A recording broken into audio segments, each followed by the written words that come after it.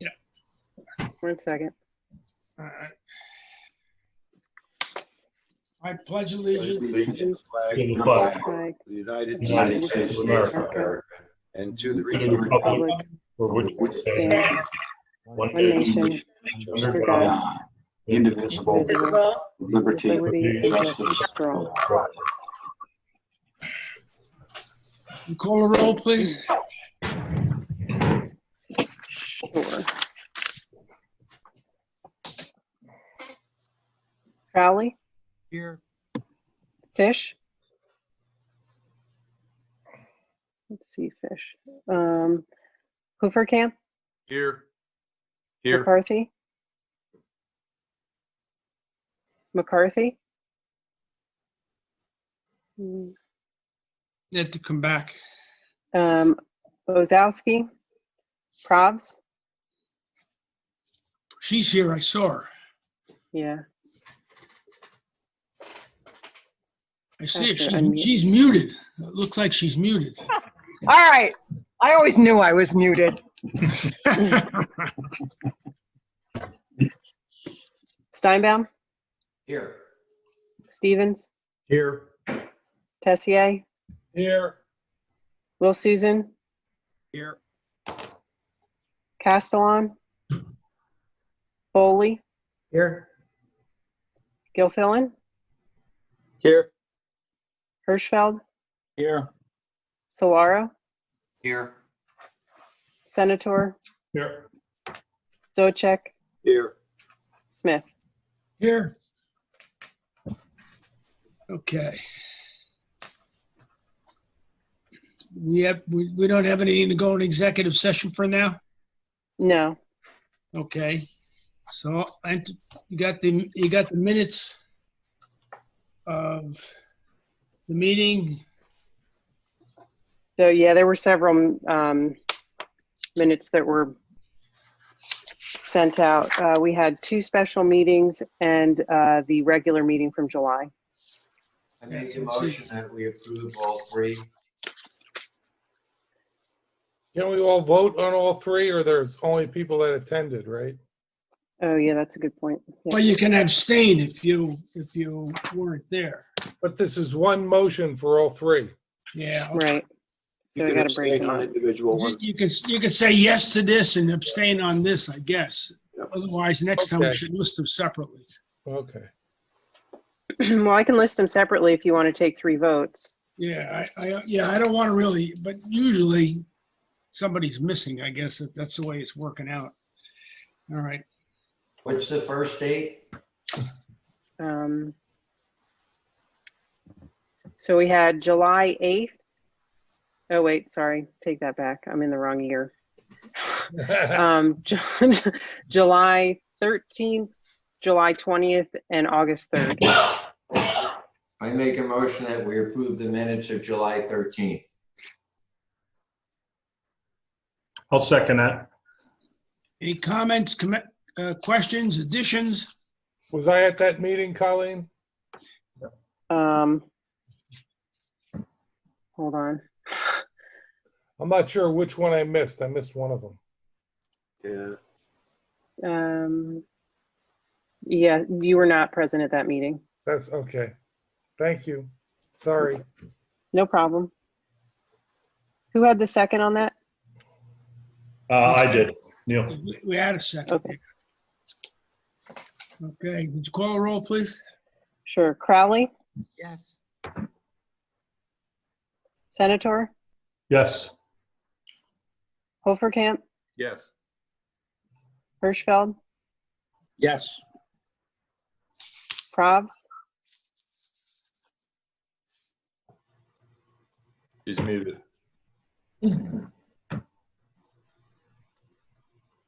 Probs, And you're muted Hold again. on.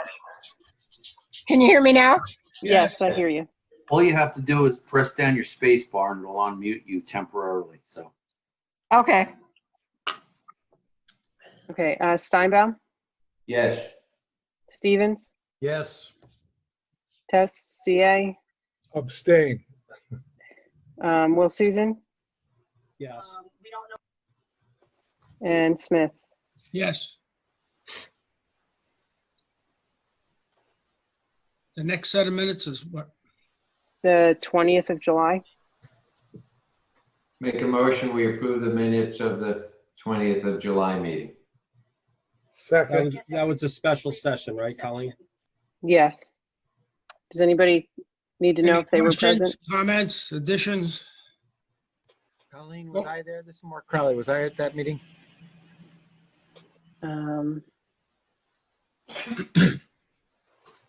No.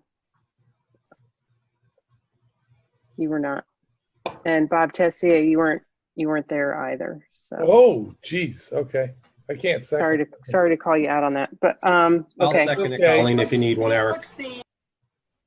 Okay. Let's call a roll. Crowley, Dane. Senator, Stain. Hoferkamp, Yes. Hirschfeld, Yes. Provs, Yes. Steinbaum, Yes. Stevens, Yes. Tessier, Abstain. Wilsusen, Yes. and Smith. Yes. Colleen, it's Dan McCarthy. Can you hear me or see me? Oh, Yes. yep, I see you. Yeah. Okay, So I'm I'll gonna vote, switch. I'll vote yes to that because I did come in on this motion application, but I think I caught the last of the July 13th minutes. Did anybody notice the correction for the amount of money we have on hand in the July 13th minutes? Looks like we have over $1,800,000. I'm sure that's not correct. Whoa. Maybe it is, Colleen. It's not correct. Oh, I'll got make that edit. What I should the need to number move it. be? Probably 186. Okay. Yeah. I need to make an Yeah. adjustment on that comma. Take Oh, the we're gonna 160. remove one of the sixes. Okay. Good catch. And I will vote yes on that if it's not too late with the one change. Okay. Okay.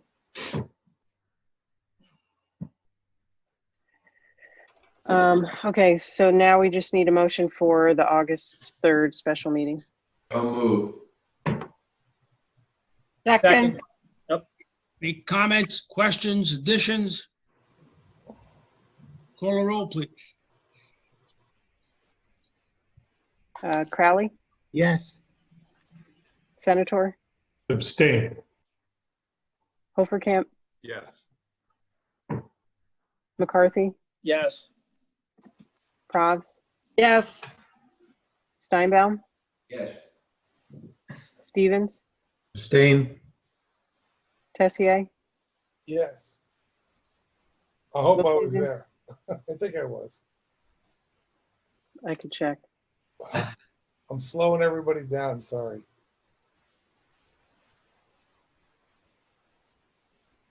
Yes, you were there. That's what okay. Wilsusen,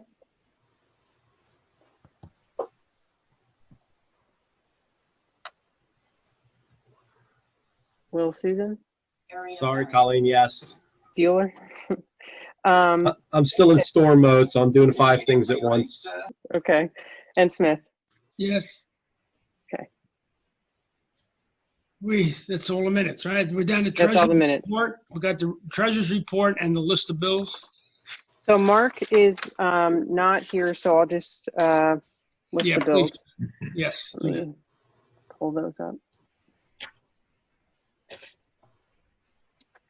So we had 6 bills totaling $13,542.80. And those cover Princeton Hydro's watershed implementation bills, the general consulting and water quality monitoring, my consulting fees, and then the Zoom reimbursements, and also our internet and phone for June. One other invoice came in kind of towards the end of the day from Princeton Hydro, and that is for the HAB related expenses. which includes $41,000 for the remaining FOSLOC treatment balance. And then currently it shows 3 aeration units. So we have, we're going to be installing an aeration unit at Shore Hills, Lake Forest, and we don't have confirmation for Mount Arlington yet. So what I suggested to Princeton Hydro is that we would remove that last aeration unit from the invoice. So the total of that invoice would be $104,000 and $104,170. And that's towards the HAB grant. And I'll send that out to everyone. I just didn't have time before the meeting. The HAB grant's paying for that, right? Yeah, yep, that all comes through the grant. I just had It a will be question. reimbursed. How long do those aeration units last? Is this like a one seasonal thing? No, I mean, as long as they're maintained, they should be good for decade at least, if not longer. I mean, most of the aeration systems that we put in now, they just need to, shut down over the winter, and then air filters replaced in the spring. So pretty minimal amount of maintenance. Who's doing that maintenance on these? Well, once they're installed, we'll provide a maintenance manual to the beach club or the municipality, whoever's going to be in charge of that aeration unit. So, and then what we'll do is, since it's a 2-year grant, we can show them what to do next spring when it turns back on, so that they're good to go. Basically, the way the aeration units are with the diffuser heads, as they create the bubbles, they vibrate. So you don't have to clean them or anything. They're self-cleaning. It's just you got to change an air filter and just inspect the lines at the beginning of the season. So you're gonna track that, or Colleen's gonna track that to make sure that they're being maintained every year for their lifetime? Well, I mean, that's up to the beach or the municipality to be responsible for that aeration unit. Now we can, we can check in with them, and I think that's actually a good idea. The commission can check in with them in the spring, just like that, maybe as a gentle reminder, just saying, hey, it's, we're approaching May. You may want to consider turning your aeration system on. I mean, the way things happen, I could see 4 years from now, none of them are working because. Well, especially if there's a changing of the guard. So if say, that happens a lot. So if someone is responsible for it, they retire, they move, they get a different job, and no one is given that responsibility, then yes, that could happen. So, I think if the commission just at the beginning of each season just reaches out to each organization just to remind them, that will help to perpetuate that. And that's why we also provide that maintenance manual, so that they have something that they can hand to someone if someone else is now responsible for that. Right. So Colleen or somebody should have a checklist set up. Yeah, Bob, I think that's a great idea. I think we really should have a master list so that we don't experience the things that have happened with all the towns. Mm-hmm. Real master list that's more permanent. Fill a person's name in, whoever's responsible, and so set up an annual check. Yeah, I had planned on doing an MOU with each aeration unit, just something simple that just outlines, the requirements for the system. Yeah, the administrator of the town should be responsible to see that it gets done. Right, but that's what happened with the drainage. Yeah, I know. Right. Yeah. We need a tickler list. Yeah, because so that we can be sure it's their responsibility, but we need a tickler master list so we don't lose it. So for the treasurer's report, just one more. Bills, the last thing I just wanted to say, the balance in the account is $605,744.73, and that has gone up because we did receive our HAB grant advance payment of I think it's $283,000. It's close, and $125,000 first quarter payment of our statutory funding for fiscal year 21. And a $30,000 carry forward on our fiscal year 20 balance. It's the money we had left over. That's what we had left over. Okay. Yes. Yeah, I have a question for Fred on those units. I'm sorry. What powers them? So they're They're electrical based, and they'll be hooked up to nearby poles. So they're not solar. They're hooked up to electricity. So they're paid by the community, the town or the beach or? Correct. Correct. What kind of current, Fred? Offhand, I can get you the specs. JP Bell and Scott Churm are the staff members who do all the speccing, and they'll be installing them. So I can give you all the details. Each system is a little different. So one is a bubble curtain, one is a nano bubble system, the other is a nano bubble system with ozone. So we're trying 3 different types of technology to evaluate each one. How close to the surface are they? So they're near shore. So the diffuser heads will probably be about maybe in 6 feet of water. So the goal isn't to completely mix the lake or anything. It's basically to keep the water agitated or circulating. Because remember the 3 things that the HABs like.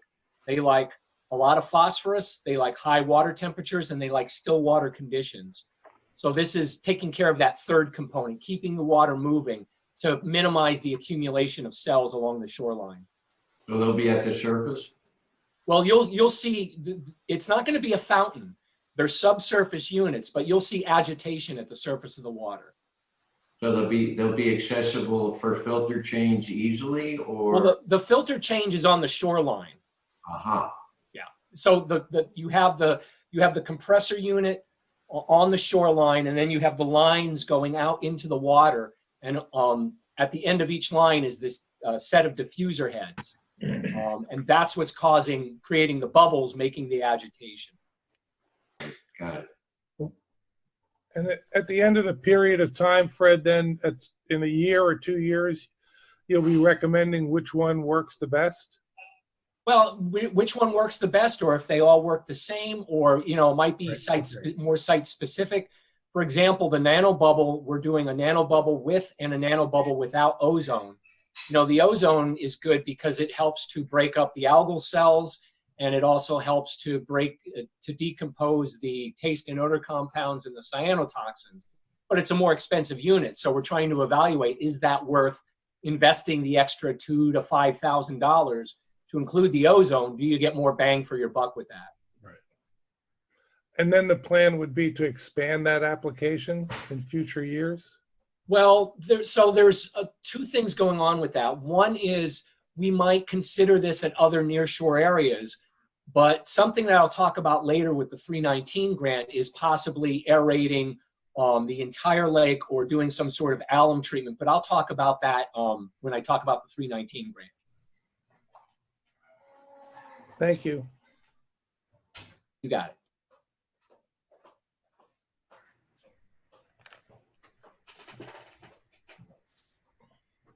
Okay, we have any, so we have a motion to pay those bills? So moved. Second. Any questions, comments? Would you call the roll, please?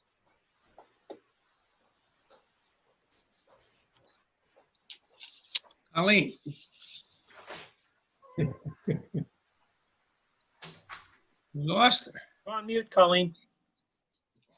Sorry, alternate Commissioner Zochak can't move that because Commissioner Crowley is present. Okay. Sorry about that. Sorry. I'll make the motion. I don't see him, so. And who had the second?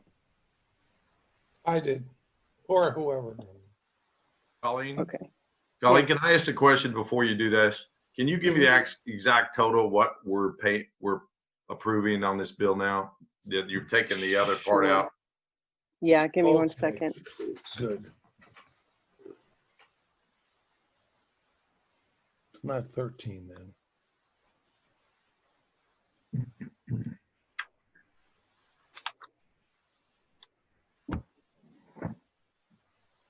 Sorry, I should have had that ready. $117,712.80. Thank you. Again, most of that is covered under the HAB grant. Okay, did we finish the roll call? No, I'll call the roll. Commissioner Crowley, Yes. Senator, Yes. Hoferkamp, Yes. McCarthy, Yes. Kravs, Yes. Steinbaum, Yes. Stevens, Yes. Tessier, Yes. Wilsusen, Yes. and Smith. Yes.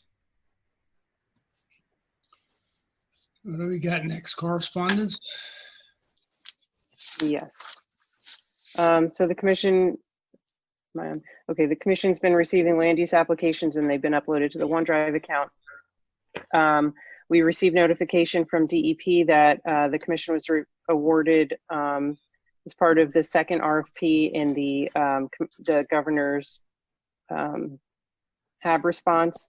We received $206,000 for projects that will be discussed later in the meeting. We received from Princeton Hydro an addendum to their general consulting contract.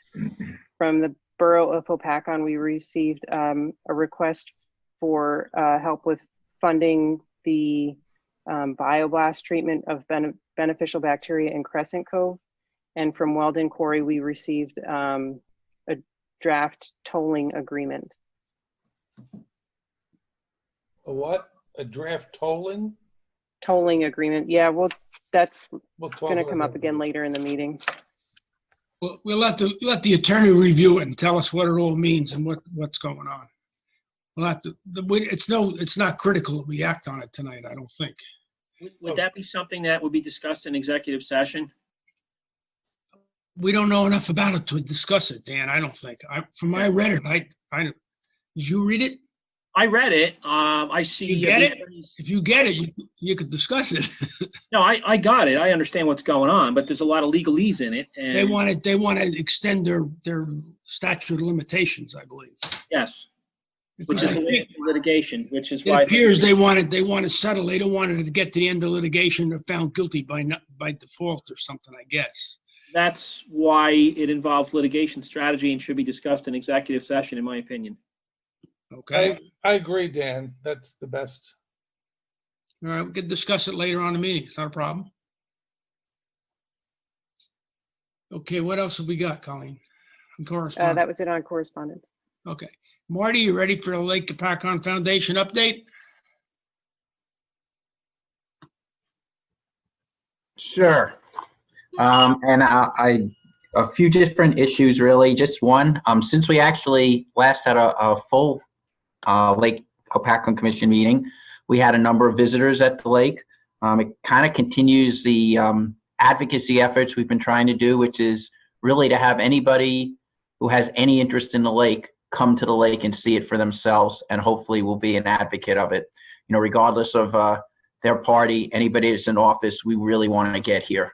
Since we last met, we had a meeting with Mikey Sherrill, who came to the lake at Mayor Francis's invitation to see what was going on in Crescent Cove. And then the governor surprised us by coming back as, to put in his words, as he said he would. I think there was some good things. The mayors got to spend a full hour really talking to the governor and got across all their issues with him. So I think that was promising, and we're going to continue that with anybody who we can drag to the lake one way or another. The other issue is with the grass carp. The foundation has kind of had the lead on that one, as you know, and we've briefed you several times on that. On July 27th, we had a meeting with DEP that came about because Mayor Francis tweaked the governor about it when he was here. So the governor's office got us another meeting with DEP about it. I think it's very safe to say that DEP is not in favor of any introduction of grass carp in Lake Hopatcong. However, what came out of that meeting was them suggesting we give them another proposal to demonstrate how the fish basically do or do not move around a small area like Crescent Cove. And we have in draft now, in fact, at that meeting was Commissioner Hoferka and Administrator Lyons. We have a draft that's around right now that I think we're putting the final, crossing the T's and dotting the I's, and then we'll make the decision of whether it goes from the Borough of Hopatcong or it goes from the Lake Hopatcong Foundation, and we'll go from there. We think we have a very good proposal. I thank Fred for joining us in that meeting. Fred always comes with all the facts. So we'll see where that goes. I mean, we think there's a lot of merit in trying it. Whether they'll allow us or not, I don't know. And it always is going to come down to an issue of, how much is that one issue worth to us versus everything else that we collectively are trying to do. With that, we have some not so good news, and I see Jess is on. I don't know, Jess, if you want to burst the bubble about the block party in the Lake Loop. For those who didn't hear, and thank you, Marty, and sorry for if my toddler walks back into the frame, my apologies. But yeah, I don't know if it's thunder that's being stolen or just the rain cloud, but if you haven't heard, we have to unfortunately cancel the block party for 2020. We tried really hard to reschedule it for the fall, but it's both from a public safety standpoint and also the fact that we were unlikely to get a permit. It sounds like the state park is not issuing permits. So we have that, and we also have some news coming out shortly. You all get to be it's not officially announced yet, but we are likely to be moving the Lake Loop to be virtual as well, because that was supposed to be the same weekend, and we faced the same issues with that. So it's unfortunate, but it's not a surprise, and we obviously want to keep everybody safe and healthy. That's the top priority. So I don't think it's a bad decision from the standpoint of people's health and safety, but I also think it's just heartbreaking that we aren't going to all be able to gather. And I think back to seeing all of you the last time I was able to be with everybody, and I made some off-can joke about the block party if we're not all quarantined at that point, and did not realize that I was quite pregnant at the time, and talking about how I wouldn't be able to see you all because I was going to be pregnant, but hopefully everybody's not quarantined or something like that. And little did when we were having that discussion in I don't know if that was February or I guess it was March, early March, I did not realize just how long this would last and that it would extend into the fall events. But we got to keep everybody safe. So with that, I'm gonna mute because I can see my kids and I don't want them to interrupt this whole meeting. So Marty, feel free. Thank you. And I'll just say that I think this summer has been a very good collaborative experience between our organization and your organization. Trying to push a common agenda and common goals. So thank you. Okay. We're down to the chairman's report, I guess, right? Is that where you are, Crowley? Yes. Okay. Well, the most current thing we've been working on the last week, Colleen and I and Marty a little bit, is we trying to draft up a set of specifications. We realize now, I suspected it all along, that we are subject to the public contracts law. So we put together a set of specifications basically based on what the commission used way back when, and trying to update it if any way we can, clean it up a little bit. And we want to go out to bid in a hurry. So we're going to try to finish that this week so that we can get the ad in the paper and we can get some weed harvesting in prior to the end of the season. Anything else you want to add on that subject, Colleen? Did I leave anything out that was in? No, that pretty much covers it. Yeah, we hopefully we'll get that. Hopefully I'll finish that up and get it out to the commission sometime tomorrow or Wednesday. And then we have to have a special meeting, or can we? Only to award the contract. Only when we award the bid, which is it's got to be out at least 10 days. And so when we get it back, we might have to have a special. Yes, we will have a special meeting to award it because we don't want to lose any time. But you're authorized to send it out now, right? Yeah, send it out and see what happens. We could reject the bids if it's over budget or whatever it is, but we want to get started, do something, just to get it going. And who's going to review that? I'm going to review it. And I guess Dan's probably a good person. Dan could review it. We'll go into we can get into the train station and we can sit down around a table and look it over, or we can do it virtually, you know, in a distance. Sometimes if you're viewing that stuff, you're better if you're face to face and it gets done quicker, but we'll see. We'll play that by ear and see how that goes. What everybody's comfortable with also. My concern is just that you cover the insurance issues. Yes, the hold harmless clause is in there, and so. And the insurance cert proving that they do have Yeah, insurance. and they gotta give a certificate of insurance naming us as additional insured. Right. Yes. Oh, thank you. And other than that, I'm just happy that we did get with the four mayors to pressure the governor at his last visit to the windlass about our cash flow and you know, being at odds, not odds, but the DEP stepped out of the weed harvesting because of the accident. We didn't know where the money was, but now they came through with their promise and the money came and it's in the bank account. So they kept their word and we have money. He's a good friend to have. We're solvent. So that's a good thing, guys. A year ago, we never knew what we had.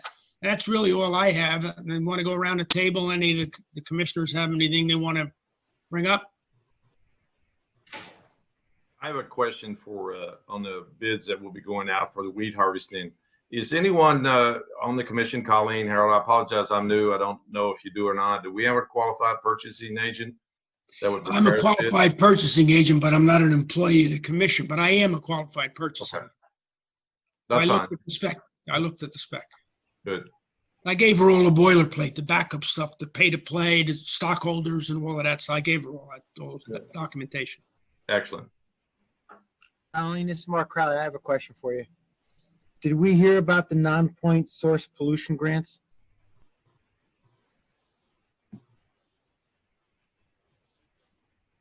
You're muted, Colleen. Sorry, I keep forgetting. The commission received a grant for $206,000 as part of the non-point source pollution grants. And I believe that Morris County Parks also received a grant. Yes, DEP just gave out a press release on it. Mm-hmm. 206, and we got 206,000, and Morris County Park Commission got 495,000. We got essentially another $600,000 for the lake. Perfect. No, 206,000. He's saying lake-wide because Morris County's part of the We're lake. going to use that too, right? Yep. That's going to be used at Lee's Park, if I understood correctly. Yeah, I think they're doing some, you know, watershed land-based stormwater the management. press release said Lee's Park, right? Yeah. And the Raritan Headwaters, that's for another project. Mm. Okay. And they gave out a bunch of other awards. Okay, anyone else? Todd, anything? I mean, the only thing I wanted to say was that now we're doing all these tests as indicated with those aerators. We're doing all these applications to see what helps with the HABs, and hopefully it's important to follow up both the maintenance on those and to use that as a basis to form a long-term plan for the lake. It's not only a science experiment, right? It's also a intervention. Yeah, it's basically the first grant, the HAB grant specifically, is to evaluate a variety of in-lake, near-shore technologies that are pretty innovative, pretty new. So that's why we've been doing the Foslock. We're hoping to do the Green Clean later this week. We're doing the biochar. Mm-hmm. So this is and yeah, we're doing before and after treatment evaluations, but we're doing this to determine, you know, what works for Lake Hopatcong, what's cost effective for Lake Hopatcong. But then, you know, this type of report is something that other lake communities throughout the state can use to evaluate whether or not these technologies are good for them. So it will help Lake Hopatcong as well as other lakes. The 319 grant is working more on, there's a scientific study about the internal load, and then there's specific watershed projects. And again, I'll get into that when I give my full report. Anyone else? Okay. You want to move on, Fred, to your Princeton Hydro presentation? Okay. Yeah, so let me just go through. There's a lot going on, so I'll try to rattle off this information quickly. First, I do want to say that on the 30th of July, Colleen and I did meet with DEP to review how to proceed with when Princeton Hydro collects cell counts and we collect samples for cyanotoxin monitoring, how that data is to be used. So when we collect data, that data technically cannot be used to apply an alert level for a HAB, because technically the only data that can be used to designate an alert level has to be data collected by New Jersey DEP. With that said, the data we can collect is still useful in that, number one, it can provide management guidance. So if we do see a problem, we can let the community know. Two is it's providing information on the HAB dynamics to better predict when they occur. And three, the data we collect will provide to the commission, and then the commission can provide it to DEP, and then they can make a decision whether or not they should go out and sample or they should designate a HAB alert level. So the reason why this came up was, you know, we were putting some cell count information out. They were putting some cell count information out.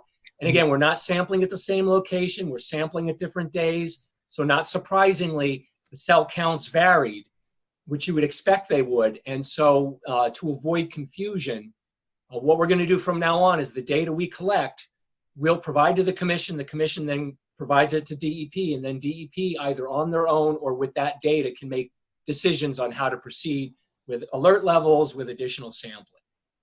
So I just wanted to let everyone know, because this Wednesday we're actually going to be out doing our next round of cell counts and cyanotoxin monitoring for August.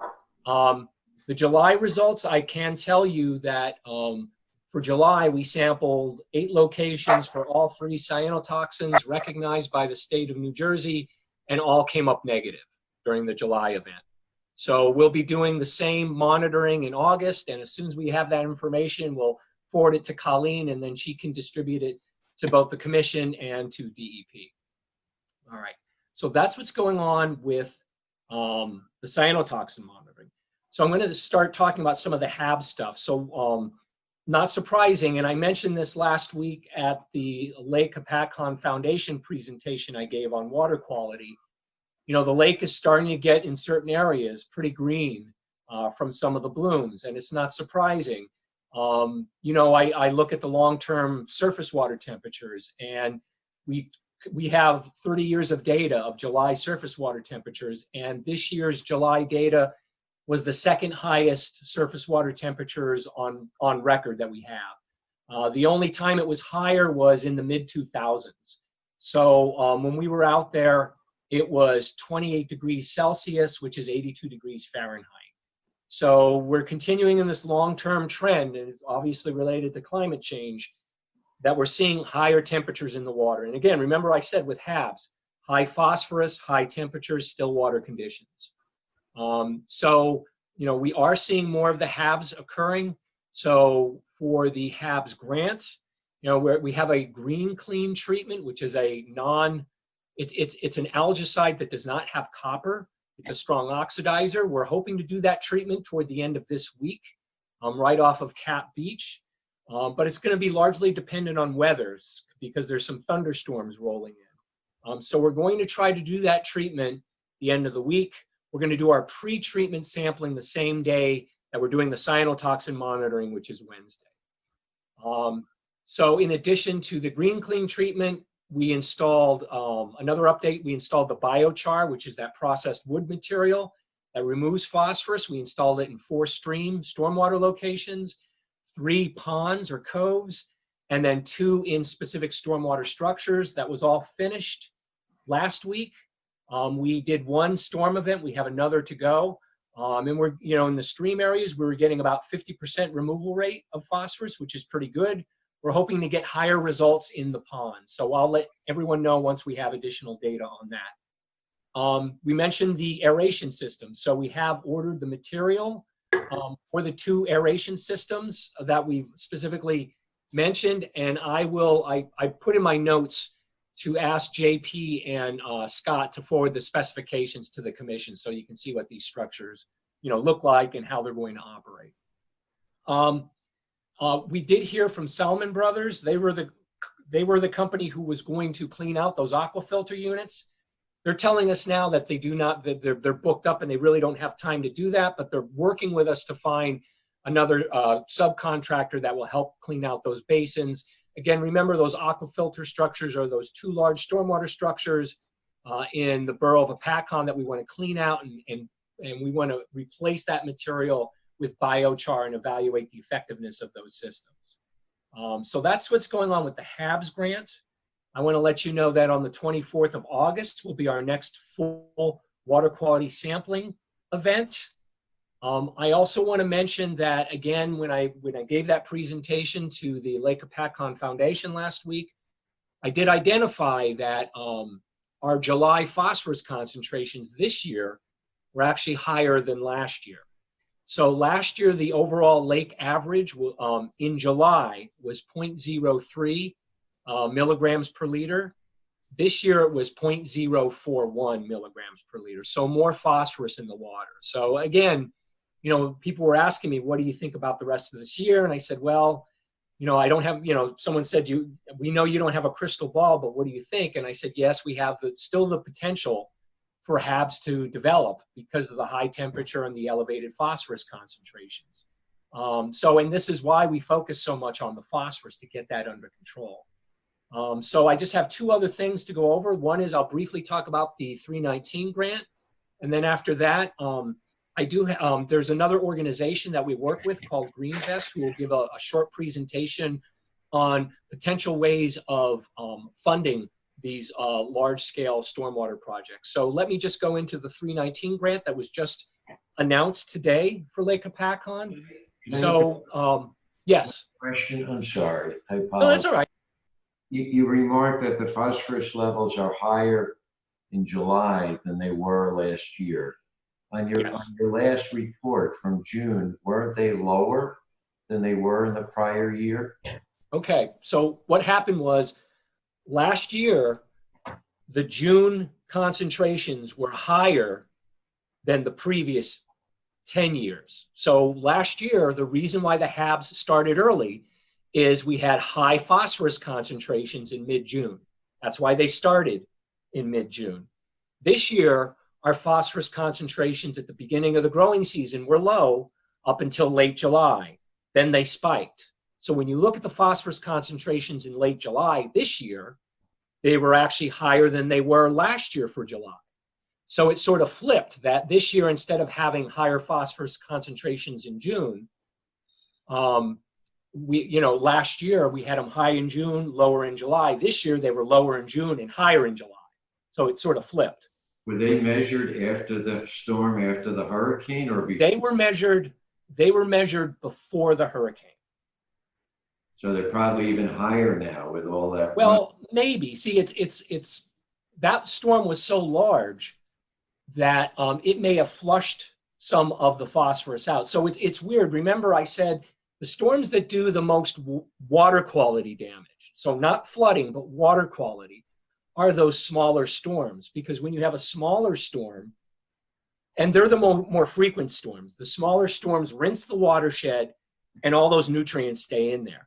When you have a massive storm, not only is a lot of water going in, bringing nutrients, but you do have a lot of nutrients leaving as well. But what was more important after the storm is we had a lot of sunny, hot conditions. So I don't know what the phosphorus concentrations were after the storm, but I do know that we had sunny weather, hot conditions, and we did have high phosphorus concentrations before the storm. So this is one of the reasons why we're seeing more of these HABs develop right now. Okay, thank you. So, and as I mentioned, the HAB grant is focusing on those nearshore projects to deal directly with the HABs. So the 319 grant, there are 2 main components to the 319 grant. The first component is we're going to take our 30-year database and compare and do an analysis of the lake's internal phosphorus load. We do know that the majority of the nutrients going into Lake Hopatcong come in from the watershed. We know that the internal phosphorus load on an annual basis is less than 10% of the annual load. So this is why historically we have focused so much on the watershed. However, over the last few years, we've been suspicious about what the internal load is during a monthly, or more important, during a summer season, particularly a summer season where there's not a lot of rain. That on an annual basis, the internal load coming from the sediments may be small, but during the summer months, it actually may account for a large portion of that phosphorus. So DEP's provided funding so we can do that analysis to tease this apart, because what we may find out is dealing with that internal load may be something we want to include in the management plan based on what the relative proportion of phosphorus availability is during those summer months. Because remember, I've talked about this before, the blue-green algae, they have those gas vacuoles, so they can float to the surface to make those surface scums, and they can outcompete the other algae for light. But then when they're starved for nutrients, they can collapse those gas vacuoles and sink to the deeper waters and fuel up. So they have a competitive advantage to using that internal phosphorus compared to any other algae. So we were, even this year, we started collecting samples, for algae, discrete samples, surface and mid-depth, so we can get a better idea of the algal dynamics relative to the HABs. So that's the first component of the 319 grant. The second component is we're implementing some watershed projects. So we're doing some, around Memorial Pond, we're doing some shoreline stabilization and planting.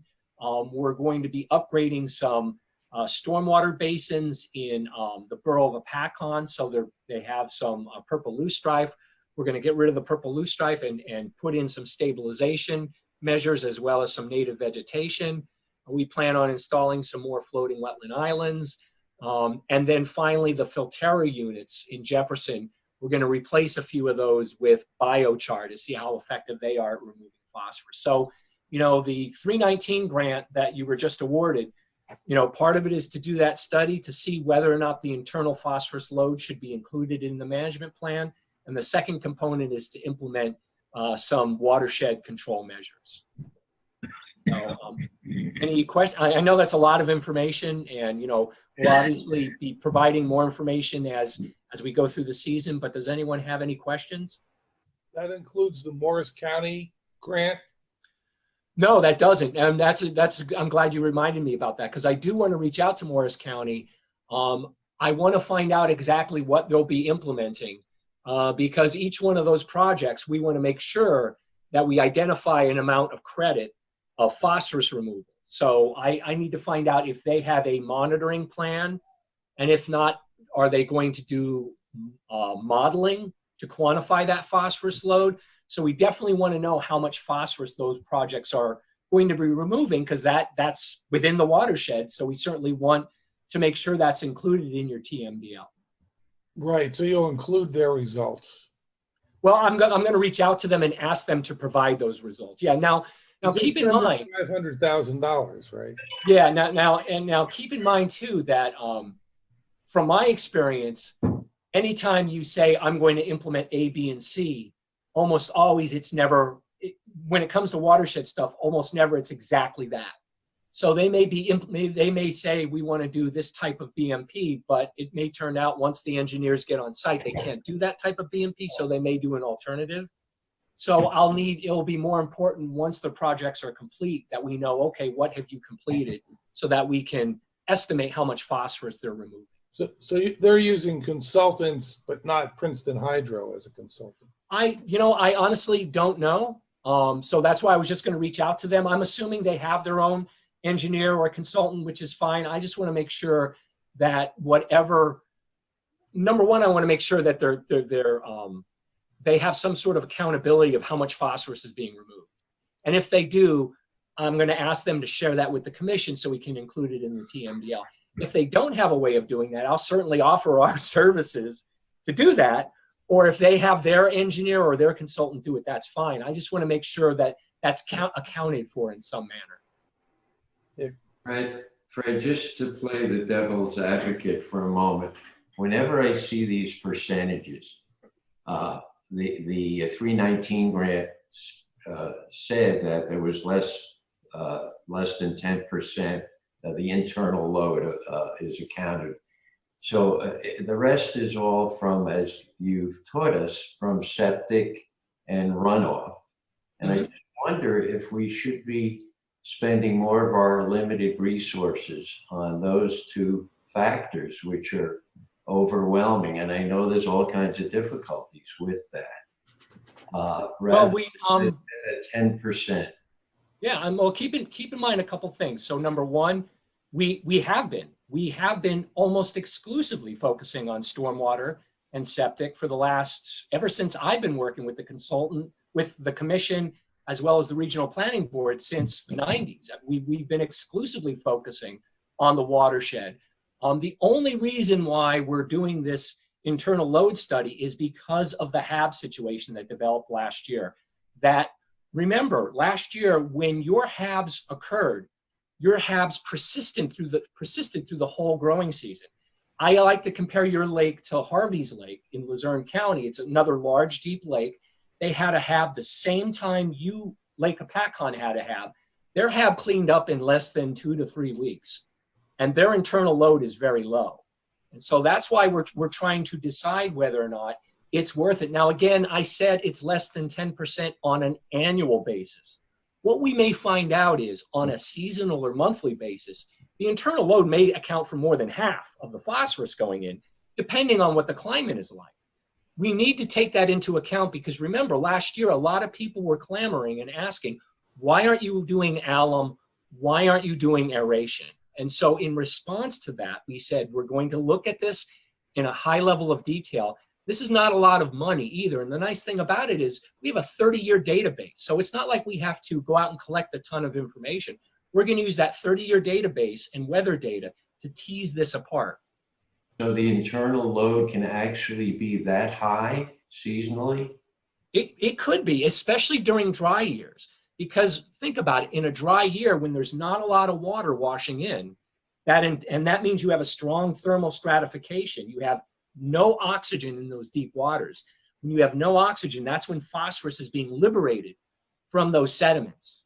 And when you have that phosphorus-rich deep water and those blue-greens that have the gas vacuoles that can go down, fill up on all that phosphorus and go right back up.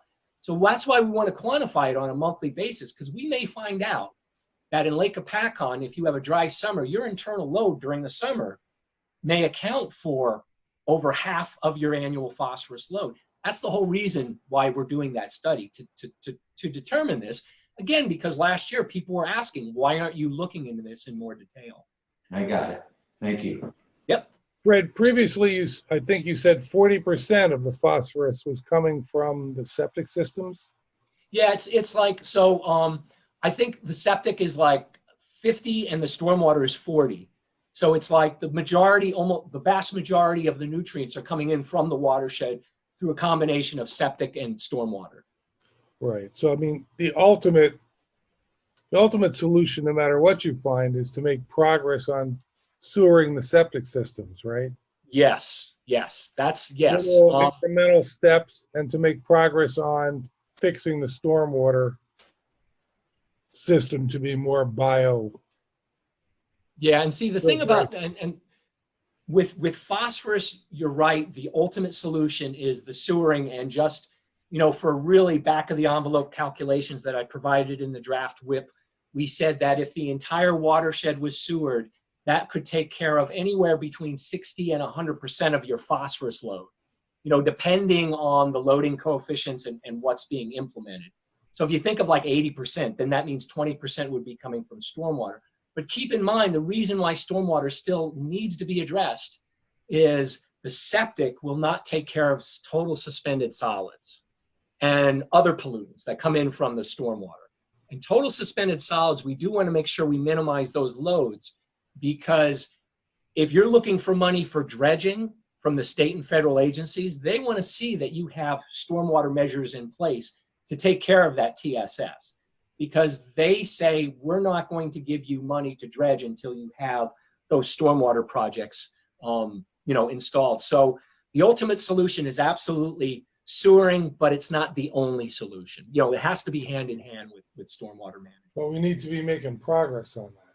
Yes, yes. We Well, need- and I know, you know, the borough of Hopatcong, they're doing some sewering. The state park will be doing the sewering project, and Jefferson Township has been looking into updating their feasibility study for sewering. So yeah, I mean, and even the Highlands Council recognizes that this is something that we have to seriously take care of, considering climate change and how we're seeing more of the haves as a result of this. And we need big time federal funding for this. And I understand we need the cooperation of the Highlands Council, as you mentioned, because their law has to be changed to allow for sewering in this. Well, I certainly can't speak on behalf of them, but I know when we've had conversations with the council, they've been very open and understandable over this. So they've been in agreement that they recognize that sewering is something that needs to be addressed at Lake Hopatcong. And just to segue into Greenvest, the company who will be giving the presentation after me, I mean, this is going to address some of these issues relative to stormwater. How do we get these larger projects implemented and maintained in the long run? Hey, Fred, can I put something in? I took a boat ride the other day for about 2 hours, and I know that the results showed Lake Forest, Mount Arlington Beach, State Park, and King Cove. And it's ironic, but every one of those places are loaded with geese. And when I say loaded, there's 80 of them in King Cove, minimum. Wow. Previous years, there was 30. Now, in my opinion, unless you can tell me wrong, aren't they mini septic systems dumping into the lake? There are a lot of septic systems that dump into the lake. No, I'm yes. talking about the geese. Oh, They're the geese, really, yeah, in they're- essence, dropping septic into the lake. Oh yeah, absolutely. And I always say this: geese are cows with feathers. So they're very unique birds in that they're not eating insects, they're not eating seeds, they're not predators, they're eating grass and vegetation. So that means they're going to the bathroom all the time. And I've said this before, that an average goose defecates about 28 times a day. So they're mobilizing a lot of nutrients that wash into the lake. So yeah, and I think the estimate was 4 geese equal 1 septic system, the amount of phosphorus that's being produced. So all those places where we see these higher counts, that's where the geese, seem to inhabit. Mm-hmm. Can we take water samples right in those little spots? Because maybe these geese are a major problem that's adding to this problem, and we can control that, but we'd have to get the DEP sign into that.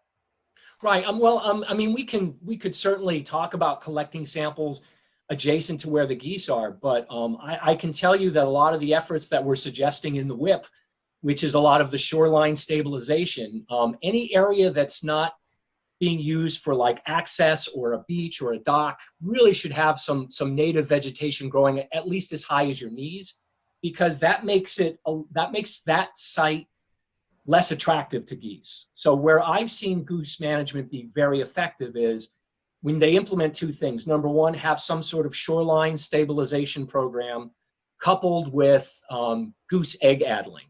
So the most successful programs I've seen where they have a couple years of the goose egg addling, when the geese realize they're not making babies in that area, they'll just move. And then if they're not comfortable because they can't see all the way around them, they move to another lake or another location. So a lot of the measures in the WIP would definitely help to make the location less attractive to geese. But yeah, they're a major problem in terms of phosphorus. And the WIP does talk about geese management?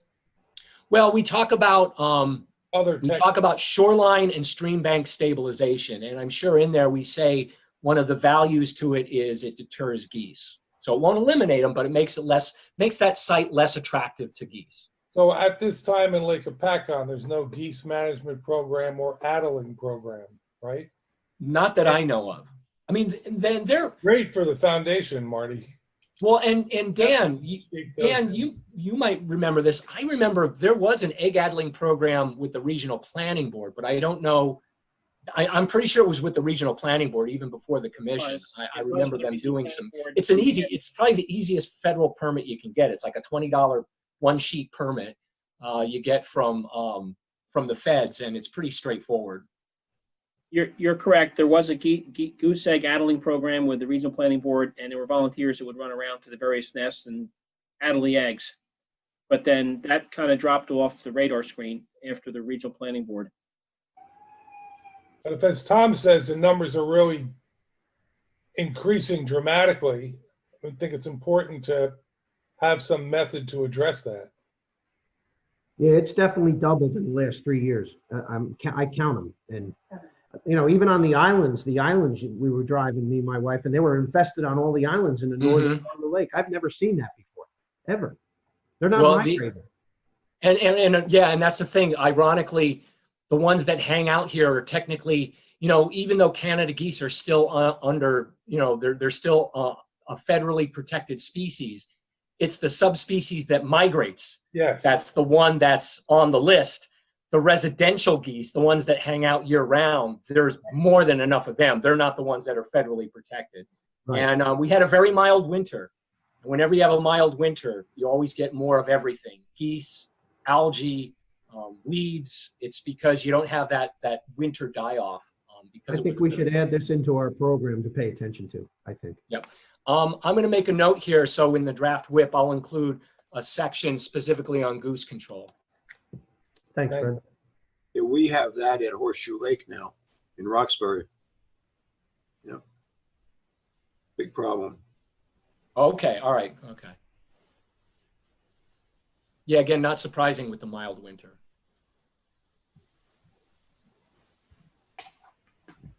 Okay.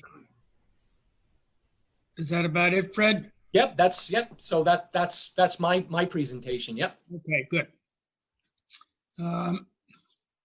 We got the state park update.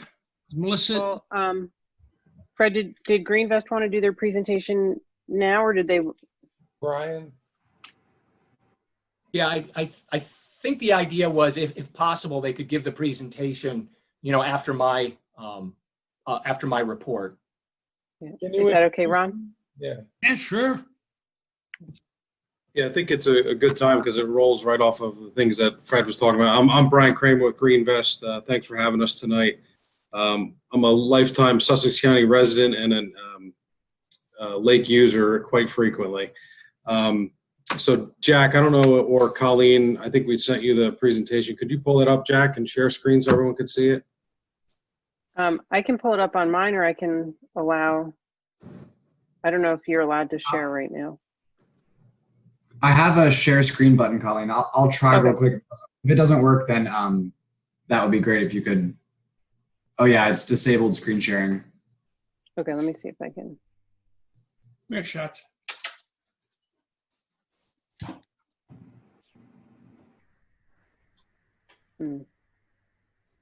Okay, I'm not sure why I don't have that option right here.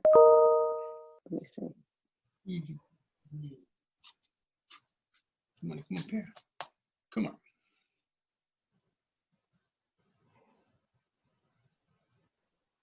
on. If it's all right, can I share it, and then you can just tell me to advance the slide? Yeah, that works. Okay. Thank you. All right.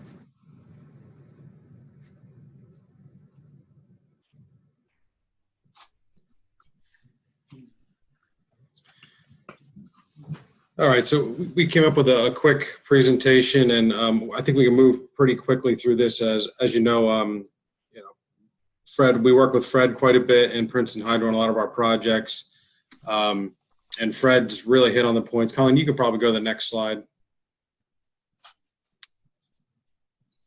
As you know, the WIP really lays out the major concerns in the watershed, including phosphorus loading, sediment loading.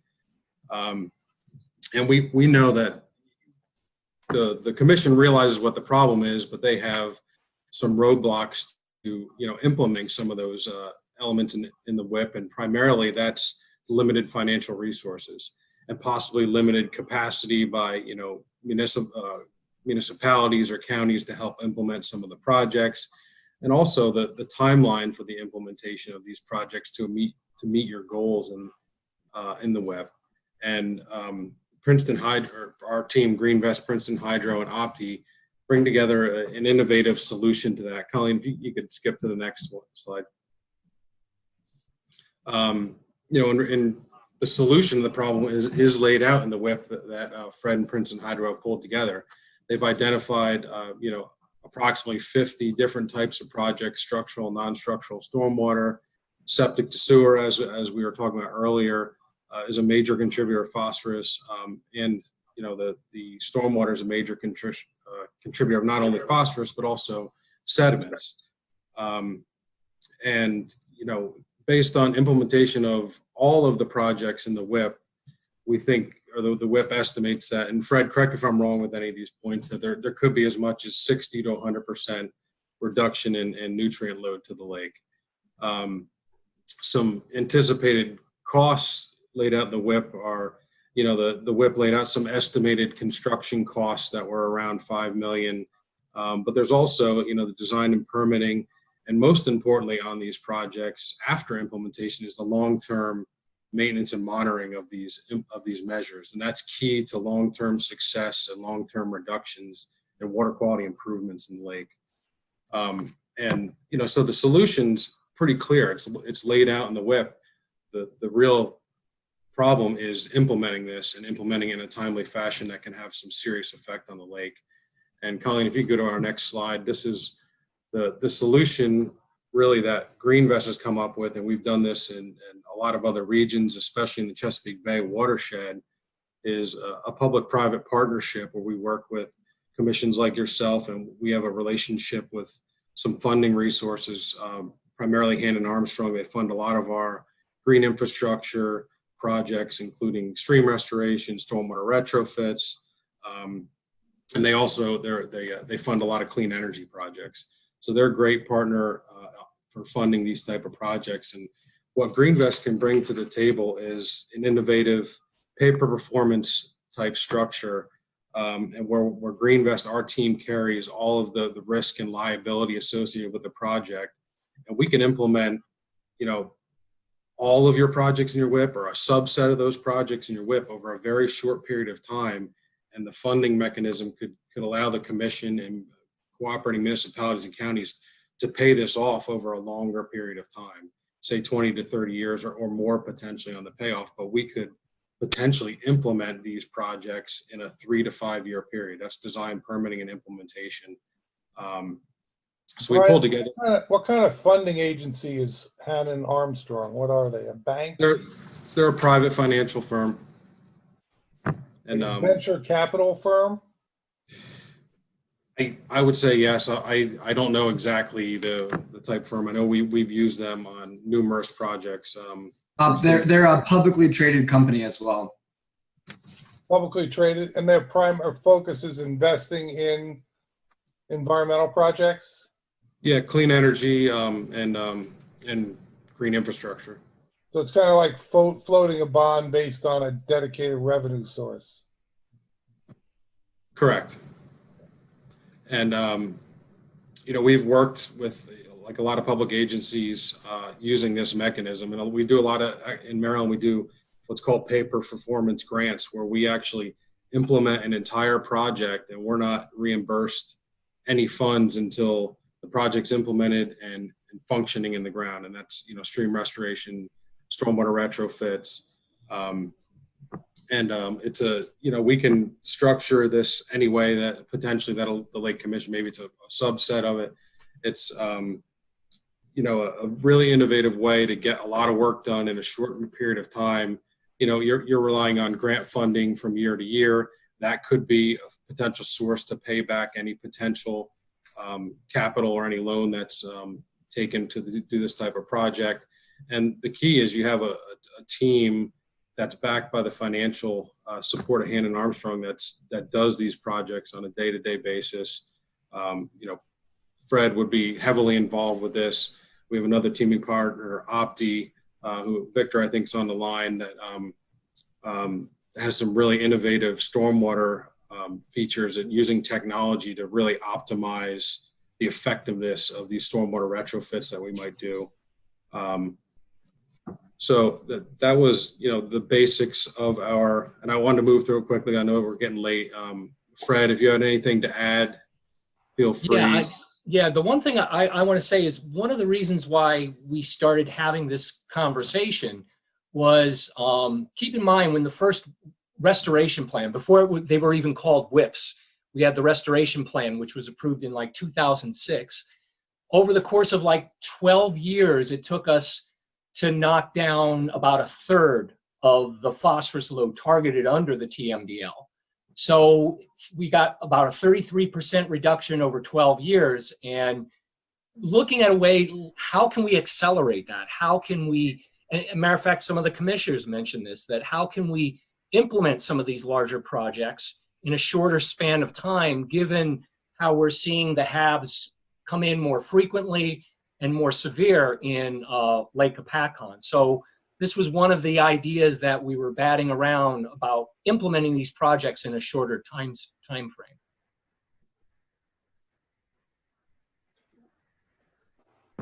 So what kind of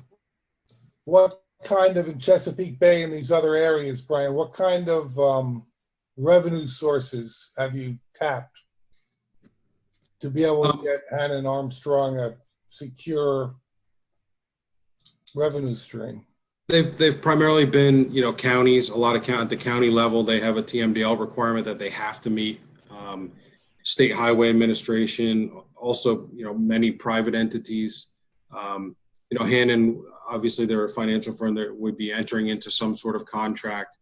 But the key with this is it's a pay for performance. So we have to, projects, you're not going to take a loan out to design a project that never gets implemented. These are going to be projects that go in, and by contract, Greenvest would take on the risk and liability of making sure those projects get implemented, or we don't get paid by the foundation. So that's the key. The risk is, being taken on by our team, specifically Greenvest, but we do have this, funding support that really is in most cases is the most inhibiting factor of getting projects in the ground.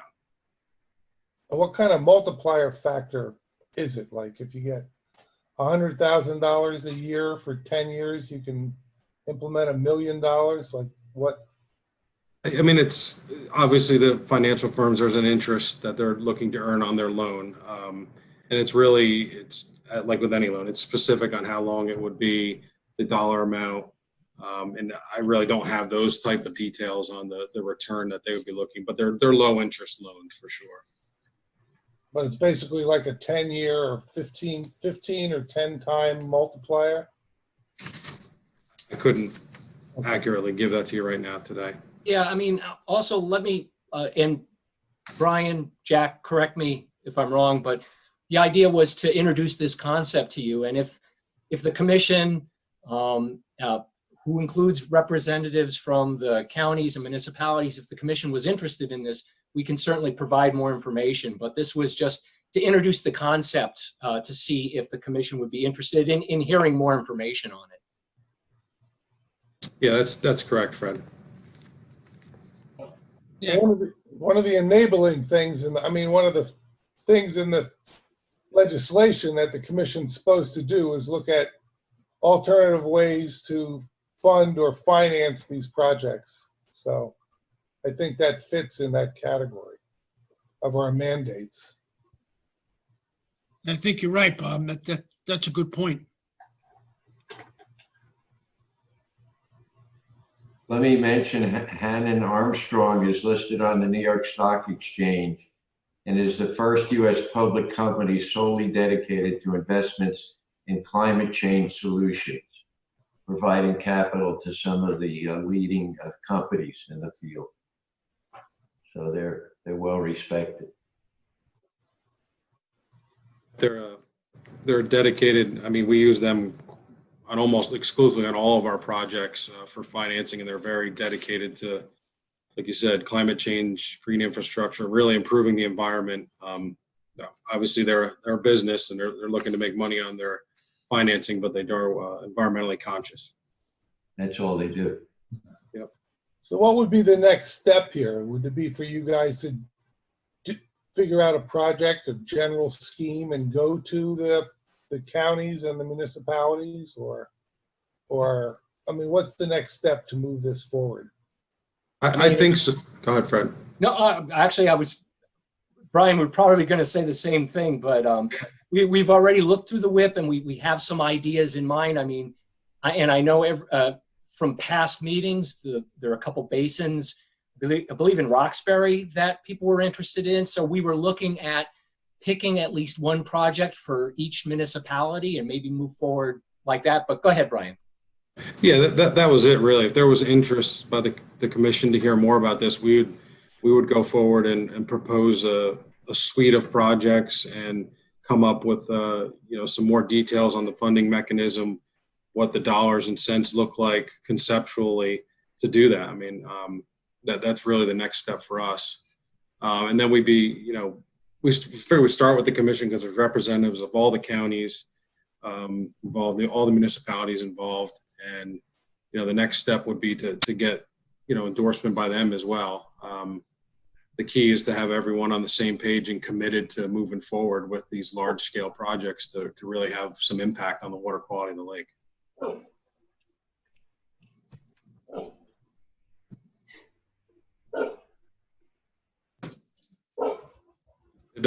With that, we don't want to take up too much of your time. Does anyone have any additional questions? Colleen has the PowerPoint. She could, we could probably send her a PDF that's a little more easily emailed, and she could distribute that to everyone just so they have our contact information. There's also some more detail on the PowerPoint too, who our team is, what we've done, etc. So Fred, you're going to have them come back to us with more detailed information, and you're looking for an endorsement from the commission to go to the local governments and county government?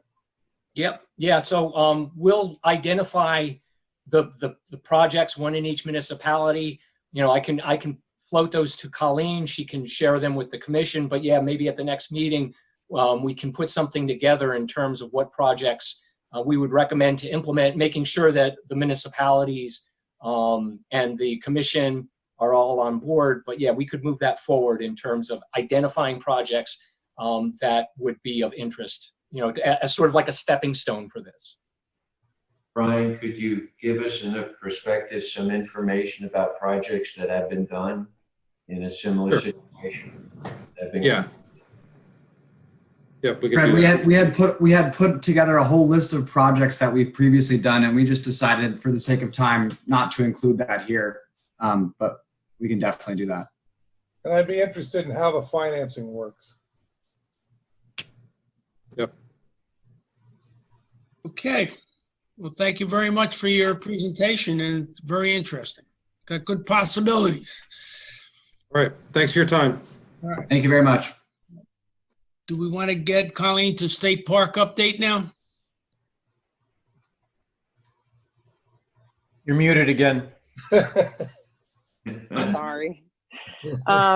We don't have either of our State Park representatives on, but Melissa did write and say, water is over the dam. What else did she say? Oh, hold on, pull up her email. Water levels over the dam due to the recent rain. The stream gauge was disconnected on June 30th due to lack of funding. We've communicated with DEP about that. They're working on getting the paperwork together to USGS to get those reinstated. We don't have a timeline on when they'll be back up and running, but they are working on it. And she noted that the Hopatcong State Park continues to be on HAB watch advisory, and that it Crescent Cove at Hudson Avenue is on an advisory notice based on the August 6th sample. So those were her updates. I did ask her if the weed harvesting staff is still on, the seasonal employees, and she said yes, they're working at the Franklin building, so they are all still working. Okay. Are they looking for that second employee that we talked about at the last meeting? Do you know? I've reached out to both the governor's office and some higher ups at DEP to see if we could get an exemption from the state hiring freeze to fill that position. And so both of those agencies, both the governor's office and DEP are looking into that. Yeah, we're going to be in trouble in the spring again. Yep. My way of thinking, that's a hot button issue. It's very important. Yes. Right.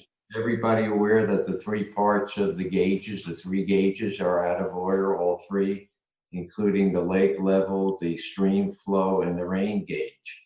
And as Dan, you were concerned about, they recording that information, even though it's not displayed, because we have, what, 50 years of recorded information by date. So that's always significant, especially when you're planning drawdowns and things like that going forward. Well, it's my understanding that daily, somebody from the state park staff is supposed to go and monitor the actual lake level gauge, which is in the lake next to the dam, and then the stream flow gauge, which is under Lakeside Boulevard. Those, before we had these electronic gauges, state park staff every day went down and did that. It was my understanding that they were still doing it, even notwithstanding the fact that we have these new gauges. I hope it's being done. It should be done because, you know, next up on this agenda is the CIC meeting, which talks about lake water level, and everybody's always analyzing data. And we need the data in order to make decisions. Okay.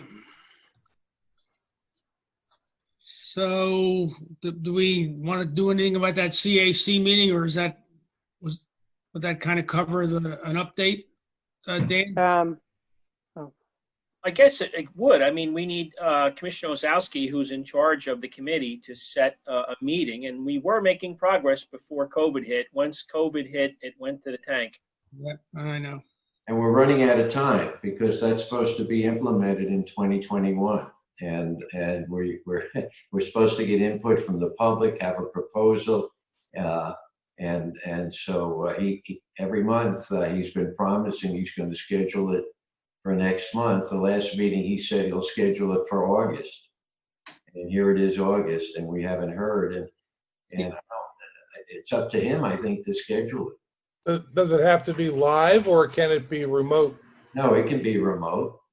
Yeah, last he talked about it, he was talking about setting up a Zoom platform such as this. Oh, okay. Yeah. Maybe we could send him a gentle reminder. Yeah, I'm sure they're overwhelmed, so a gentle reminder would be helpful. Colin. All right. Okay. And you got any grant updates, Colleen? I think Fred covered all of those. Good. Anything on the under grant updates? Are we going to talk about the Everblue Lakes proposal? Is that coming up somewhere? Yeah, I'd rather do. Well, I had that under new. Okay, all right. I just want to make sure it didn't slip by. Oh, I didn't have it under new, but we'll put it under new. Is that an item we could do in executive session? What is it? This was my understanding, the request from the borough of Hopatcong to fund. Yeah, I'm familiar with it, but I just wondered if we could have done it in executive session or we'll do it in public. Is it litigation or personnel? No, I don't see anything related to executive session here. All right. We'll deal with it. We'll deal with it under new business, okay, or something. Okay. What about the ice retardant, Dan? You got anything? Last we have Colleen, were we going to set up a meeting among the commissioners who are on this committee? I think that's where we. Yeah, this month kind of got away from me, so I'll put it. I'll try and get it scheduled. This week. Okay. Okay. Anything on land use? Nothing new. Need to schedule a meeting with our planners and just kind of go over the ordinance review and how what we're going to do moving forward. Okay. What do we got for new item? Are they still planning on doing an ordinance review of each town? Yes. So I just talked with Bob Tessier about this, who's the chairman of the land use committee. So I think the next step is to review what they've done so far, and then maybe get some input from Princeton Hydro about some revisions to the existing ordinances that would be more protective of water quality for the lake. Because we talked with Fred about coming up with some strategies for that littoral zone, for that vegetative zone, what kind of plants, and even if it's only a suggested standard, it could be specific, something that the planning boards can hand out to or give applicants, as well as the ordinances. And Colleen, we also talked about splitting certain towns between them for the review. Mm-hmm. And there was a meeting tonight with somebody who's really going heavy on new impervious coverage. Seems like every month we can talk about new impervious coverage being put down on the lake and people exceeding the ordinance requirements. What town is that meeting in, Colleen? That one was for Roxbury. That's Roxbury. And how much impervious coverage were they expanding to? I think it was in the 40s, 45% something. But you know, I don't remember offhand. Yeah, it's like 40% impervious, and what was allowed was like 20 or 15. Colleen, you know what the property is? It's Burke on 27. I think it was 27 Sunset. I hate to call them out in a public. We sent a letter. I mean, she could send you. Yeah. Send the letter to. Do you think they're going to approve it tonight? I don't know. Yeah, they wanted to go from, 26% to 40%. Wow. That's crazy. And the 26% is in excess, I think, of the. Correct. The maximum is 25%. So they already are 1% over. But if we keep doing that and letting the communities keep doing that, we're just digging a deeper hole for Fred to get us out of. Right. It's true. It makes no sense. I'm very frustrated because we don't want to go the litigation route, right, Chairman? I don't know that. Because they don't seem to be responding. And Hopatcong isn't even following the land use law or doing the hearings the way they're supposed to do them. And the lawyer Haggerty doesn't seem interested in that, Dan, and they're not putting in proofs for variances and writing them in later in the resolution, and they're not even covering the process. So. Well, this property wasn't approved for this yet, was it? It was tonight. You're saying? No, they're hearing it tonight. Yes, and it should be noted, this isn't the only applicant that is asking for an increase above the ordinance. So I don't want to point at them and say they're the only ones doing it or anything. No, I know that. It's happening around the lake. So yeah, no, I know. It's good to draw the line. Believe me. Yeah. Maybe you could send a follow-up after the meeting to the representatives from that. I'll find about this about tomorrow. Yeah, and Colleen can send you the letter, right? Yes. But anyway, Ron, we're moving forward, but I'm frustrated. I know. And at some point, do we have the authority to tell them no and make it stick? No. No. A judge does, and we're an interested party, and we can get it in front of a judge or threaten to do that. What makes you so sure it's going to be approved? Yeah, we don't know that. We don't know. Yeah. But this has generally been the case. And they've been pretty much rubber stamping everything. Not so much with Roxbury. No, yeah. Roxbury might listen. Colleen said they're listening, but we'll see. Let me look into it. Thank you. All right. There'll be more coming up, There will. Yes, there In will. the ideal world, we'd be taking those minimum standards and reducing them. Now we're just ignoring them. Rich, you have to be very careful going with the zoning board. As members of the council, yes, we're obligated to stay away from business of the zoning board. All I'm going to do is ask a question, Mark. That's it. Well, no influence, no nothing. But right. But the commission can bring forth as an interested party, right, Mark? Yes, they can. Right, we can say. I'm just saying that neither myself or Rich should spearhead anything with the zoning board in Roxbury Township. No. Oh yeah, they're independent. They're right. Yeah, they're autonomous. Yeah. And with any of the land use committee, boards, I think that the commission has a good enough relationship with any of the boards that we can reach out and ask for what the determination was, even if we weren't at the meeting or anything. We'll get a quick response. So I can reach out tomorrow and get that. It's been like that since the beginning of the commission. The laws haven't changed. If I'm right, Dan, we've asked, so we always put reports in for these. Yes. We always do. I mean, there was a gap period when we didn't have staff or funding or whatever. But since we've gotten our funding, and a lot of it, honestly, we didn't have a DCA rep for 7 years. That's true. Now, thankfully, Bob, we do. Yeah. Yeah, your letters from the commission do make a difference on that board. Yeah, Colleen does a good job of that.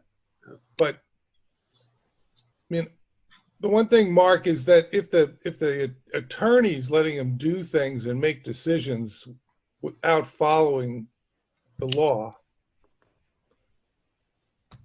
the municipal attorney could get involved. But you're right. We have a zoning attorney, and I will tell you that my position, because I was on that, King Councilman, you're clear from that. They're their own entity. We can't look like we're trying to influence them at all. Yeah, the zoning boards are right. Matter of fact, if you took a vote, I would abstain from the vote for Roxbury Township. Yeah. Right. And some of the others. But my point was, we can't get directly involved in that. I think Colleen is the right person to go in and spearhead that. Neither myself or Rich are the right people to go find out what's going on. Right. Well, you could provide information, but yeah, you can't contact them. You're not supposed to talk about cases, right? Absolutely correct. We really shouldn't be asking any questions. They're an independent group.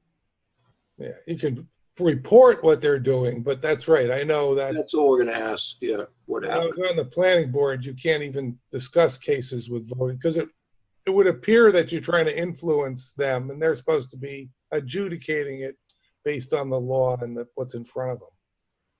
That's the zoning board. You're correct. The zoning board, but they could take they can take testimony from the commission, and the commission can, at the public hearing, try to.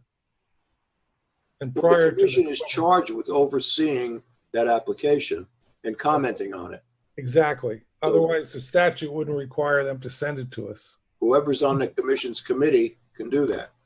No, I will tell you that I would not vote. I abstain and not write anything to our zoning board at all. Okay. Other zoning boards in other towns, absolutely not in Roxbury. No. As far as you're right, but you're not on. Are you on a committee, Mark? To oversee that zoning, the applications on the commission?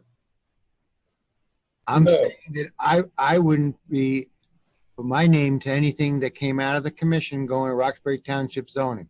That's what I'm saying. There's a committee here on the commission that looks over those applications. Who is that committee? Who is that, Colleen? Who's on the committee, Colleen, for that? That was me and Fred. Planners, and you got one commissioner, right? Yeah. You're muted, Colleen. So that, whatever you guys, the committee comes up with, that goes to the board, and they use it or they don't. Rich, I was addressing your comment that said that you were going to go find out what's going on in the zoning board. And yeah, I wanted to find out who actually, if they. You and I are not the right people to go find out what's going on in the zoning board. Colleen is. Even asking, I think, is a problem, Mark. You're right. Yeah. Officially, yes. Colleen will find out tomorrow. I'm going to leave it at that. Officially, yes.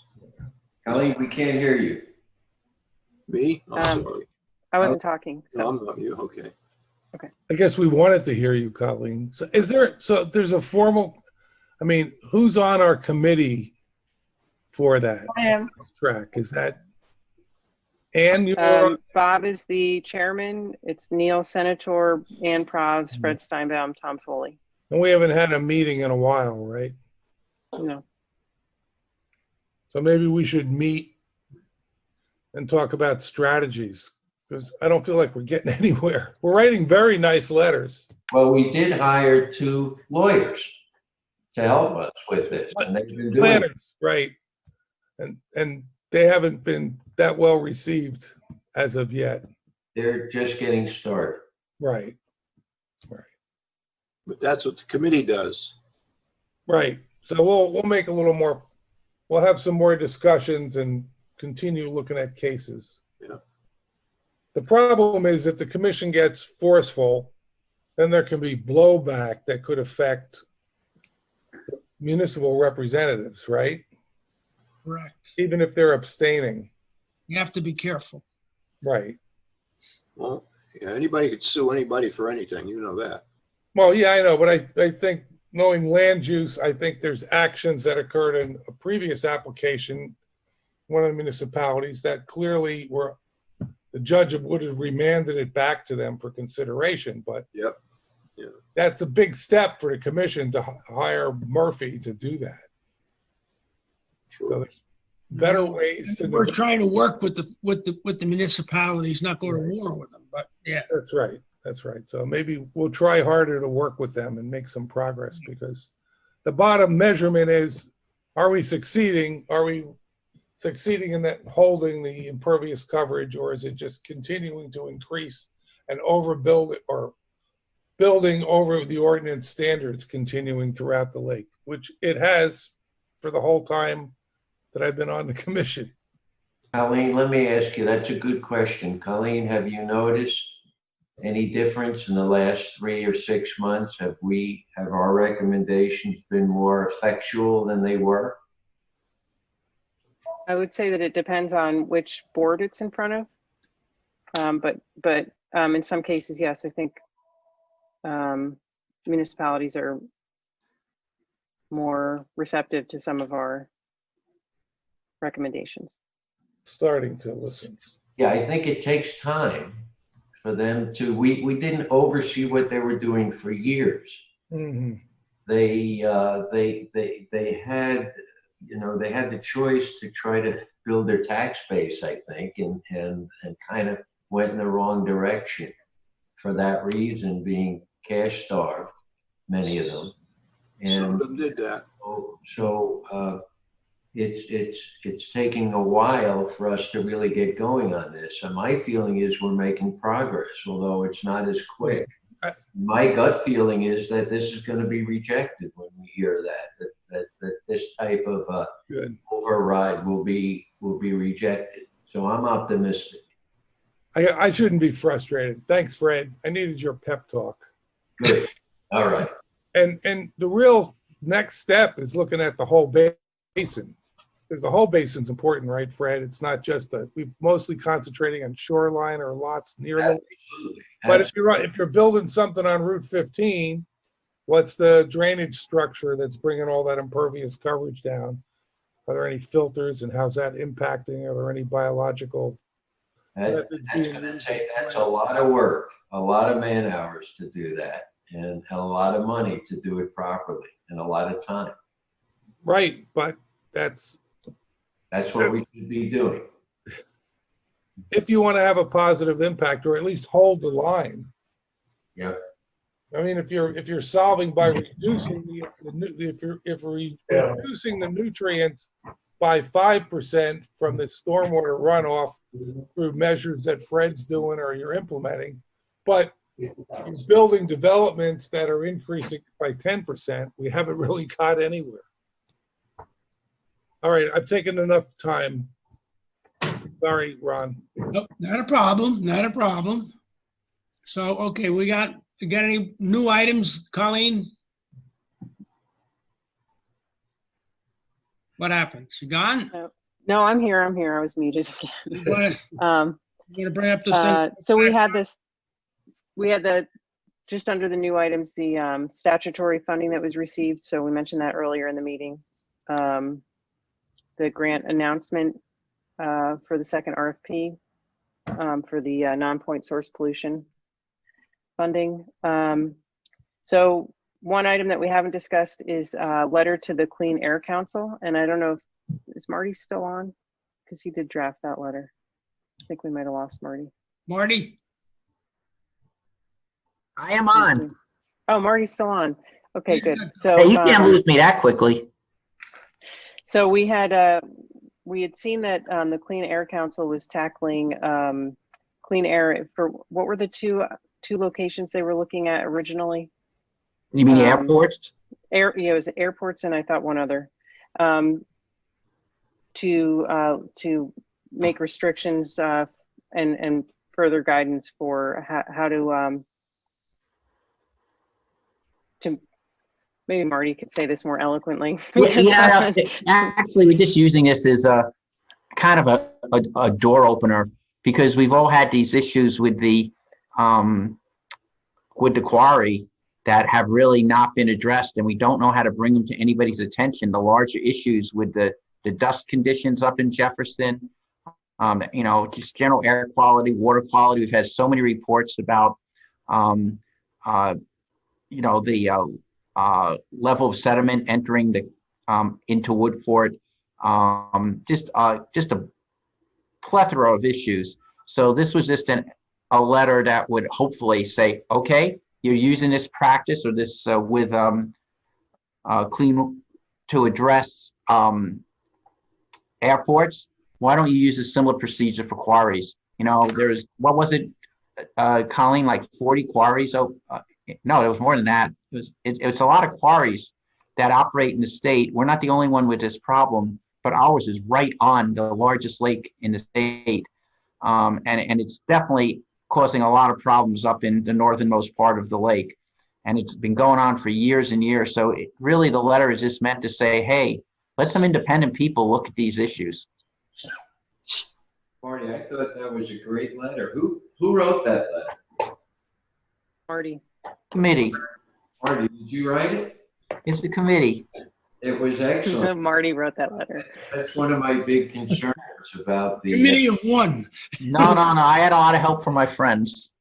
About the air quality up there, because I've experienced it, and I thought it was very well written. It's a great idea to present it to them. You know, it's a frustrating one, and it just, you know, I think we all feel so helpless with, you know, with the current procedures in effect.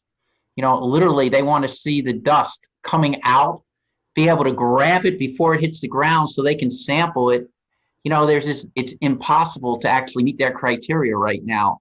And yet, you know, the people that live up there deal with it every day, and we don't know what their long-term health effects are and all. And we know it's hurting the lake. Yeah, so, you know, that, anything we can do to bring attention to the area in an independent way, I think would be helpful. oh, is this where we're talking about the quarry, Ron? Yes. I ask this every month. I don't have this number yet. We're going to give us a number of what, so that our attorney could look at what the impact would be. Where are we to clean up all that sediment that you so graciously measured at the bottom of the cove? I guess Fred gave us that number. What we thought. What is that number? Fred? So yeah, I did give the number specifically for the dredging. So let me pull that up. I gave that number to the attorney a few months back. But tell us refresh our memories. Yeah. Yeah, I didn't. In the process of, let me refresh mine too, because he just literally needed a sentence that went into that.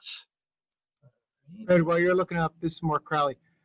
Ron, about a year and a half ago, we did do a resolution to vote to spend money. I forget how much it was, Colleen, to get a dust track.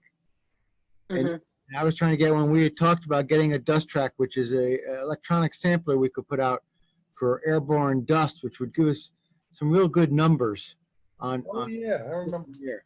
What happened? Yeah, so the commission was willing to do that, but DEP said that the data wouldn't be usable for, you know, litigation or anything. So why did they say that? Why did they say that? But I think for the reasons that Marty's stating is that air compliance and enforcement has said that they need to be on site to see the infraction. Yeah. You didn't just put it into this net and show it to them. Okay. Right. And then there's, you know, issues with where you're going to place them and how far away you are and whose property you're on. So. Well, that's what your expert's supposed to do. I mean, in litigation, if you're litigating with them over this number, Fred's going to remind us of that I never saw myself or took the time to look at, then you're building a case, right, Ron? And this is data you're going to build for the case, and your expert's going to go up and say, DEP standards are irrelevant because we've measured this and this is the amount and this has this effect. I don't know if Fred does that for us or who. Fred, what did you come up with for numbers? Yeah, so the attorney asked for some numbers for dredging, so I gave him two scenarios. The one is, Can we just, what the attorney asked for, is that attorney-client privileged, and are we dealing with Public litigation here. We're strategy? public here. No, I know that, but are we treading into an area which is best served in executive session? Because we're Probably right. You're probably right. It involves litigation. Yeah. Sorry, Dan, I wasn't thinking that way, but you're right. That should be. You're right. It's ongoing litigation. Let's knock it off for now. I had alarm bells going off here. Good, Dan. Sorry. I was just. All right. It's easy to go down that road, Bob. It certainly is. I just want to get that. Yeah, I know. Okay. What's this letter we got from Hopatcong today? Fred. So I think Mayor Francis is on as well. So I don't know if he wants to make any comment, but so when Hopatcong applied for the HAB grant, they received, so they applied for two parts. One was this aeration system, which they've received the funds for. And the second part was BioBlast, I think is the name of the technology, which is like a bioremediation for cyanobacteria. So you're introducing a good bacteria to combat the cyanobacteria. Is that right, Fred? they outcompete. There's, Yeah. I guess what they do is they outcompete for the nutrients. Right. Oh, specific- okay. yeah. Oh, okay. So DEP financed through the HAB grant the aeration system, but they did not finance the BioBlast treatment. So what the Borough of Hopatcong was presenting to both the Commission and Foundation for some help with funding was 2 treatments of BioBlast, and I think the total was about $21,000 for those 2 treatments. That would be for just this year. Next year there would need to be additional treatments, most likely, from what I understood from speaking with the mayor today. So just to start the discussion, no question, it's a great idea and a great project. But if we get involved in funding some of these local grants, what's going to happen with the other towns when they come up with things that are short? How can we say yes to one and no to another? I mean, we're having enough of our own funding problems. I mean, so I don't know. What does anybody think about it? It's my understanding that this was going to be funded out of additional HAB grants. And I know I was completing my run yesterday evening, and the mayor drove by me and he stopped, and he's with us tonight. And he asked me to obviously present this and advocate for it. Right? So I understand that these are the same folks that put in the aeration system and in River Styx. And I've gotten nothing but positive comments from the people I've run into that live in the River Styx about that system. So as I understand this and as I read this, and Dr. Lubnow, correct me if I'm wrong, this would seem to augment and help the aeration system. So I think if I understand what the borough is looking for is that we could take some of the HAB money and use it towards this cause in the River Styx, which historically is one of the worst water quality areas of the lake. If we can get it from the HAB, that's fine. Wait a second. So the funds that we have that were received through the 319, the non-point source pollution grant, those are committed to the projects that we've proposed to DEP. So there, unless there is some addition, in prior 319 grants, we were able to do some other projects.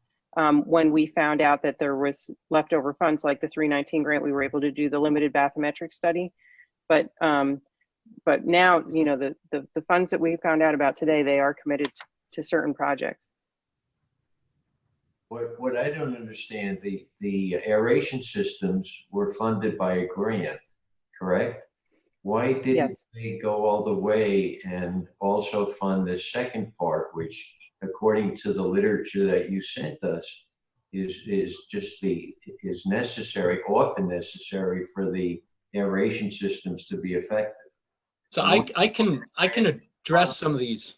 I can address some of these questions. So first, Colleen, like you said, the existing HAB grant and the 319 grant that were awarded, all that money right now is identified for projects, number one. So there's no extra money in those right at this point in time. Number two, DEP, there were certain technologies DEP was not interested in funding or only wanted to limit the funding. For example, remember we wanted to do the ultrasonic unit, and they and DEP just said, no, we're not doing ultrasonic unit. And not just your lake, but Lake Mohawk. They also would not, Lake Mohawk got a HAB grant, but they would not do the ultrasonic. They're doing it at one other lake. The same thing with the bacterial products, that DEP decided they were not going to spend money on bacterial products. Why? I can't answer that. I just know there were certain technologies that DEP said we will not put funding toward, and bacterial inoculants were one of those.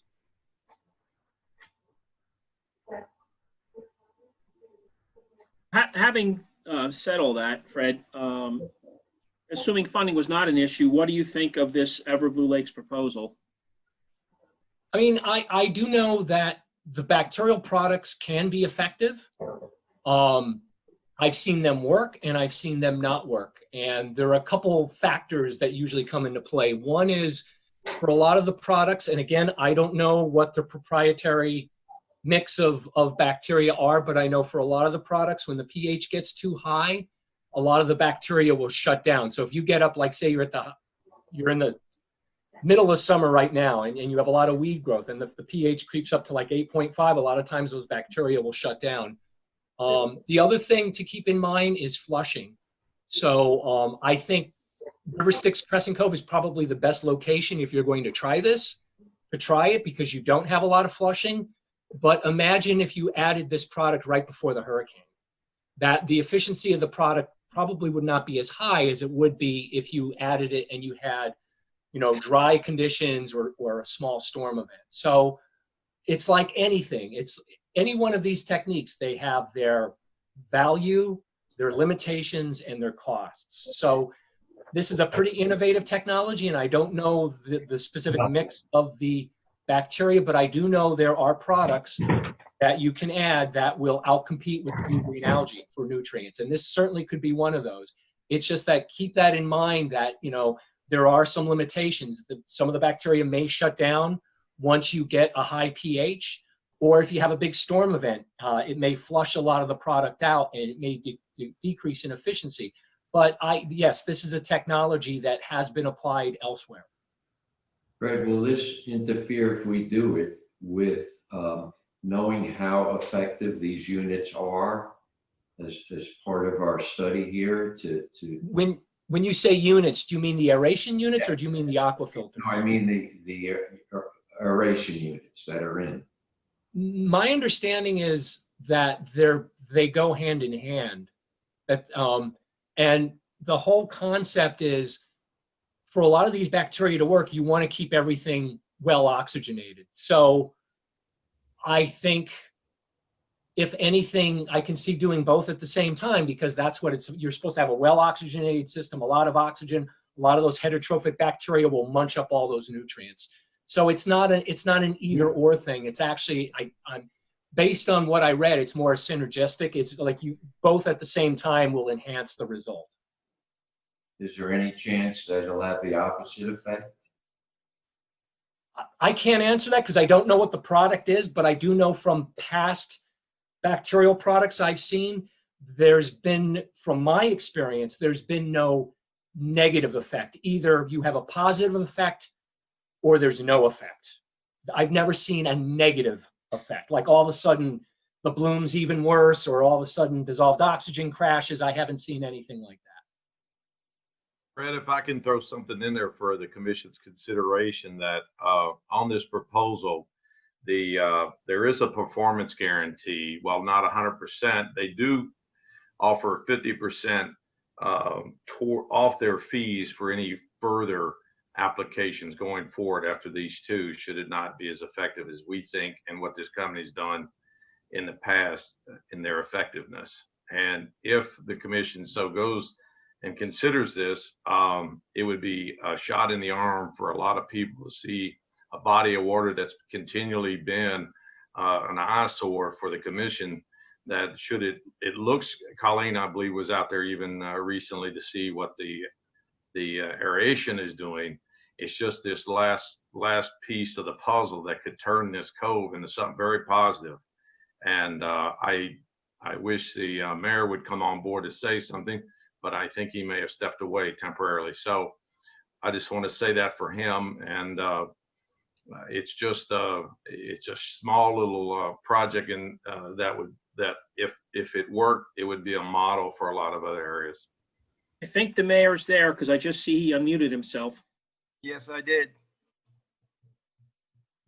Can you hear from the mayor? And so if what's going on here is I felt obligated to bring the commission on board. As anybody will listen to me, I think Crescent Cove is a very special piece of water, all 70 acres or so of it. And so one way or another, we're going to try to do this. I would much rather do it with the commission on board. That's up to the commission. The aeration grant that we got, for some reason, it wasn't about the technology with the bio, it was about the money. As I understand it, they just didn't want to give me any more money. And so I get that. And they were pretty honest about that when I asked them about that. But, you know, for this bio treatment, it's been used for decades, actually, they have. And it's, I ran it last year. I ran it by the Rutgers Biology Department. They didn't have any problem at all with it. There are no EPA restrictions on the products that they use. And although I probably will need a permit from the DEP, that should not be a problem because it's absolutely non-toxic.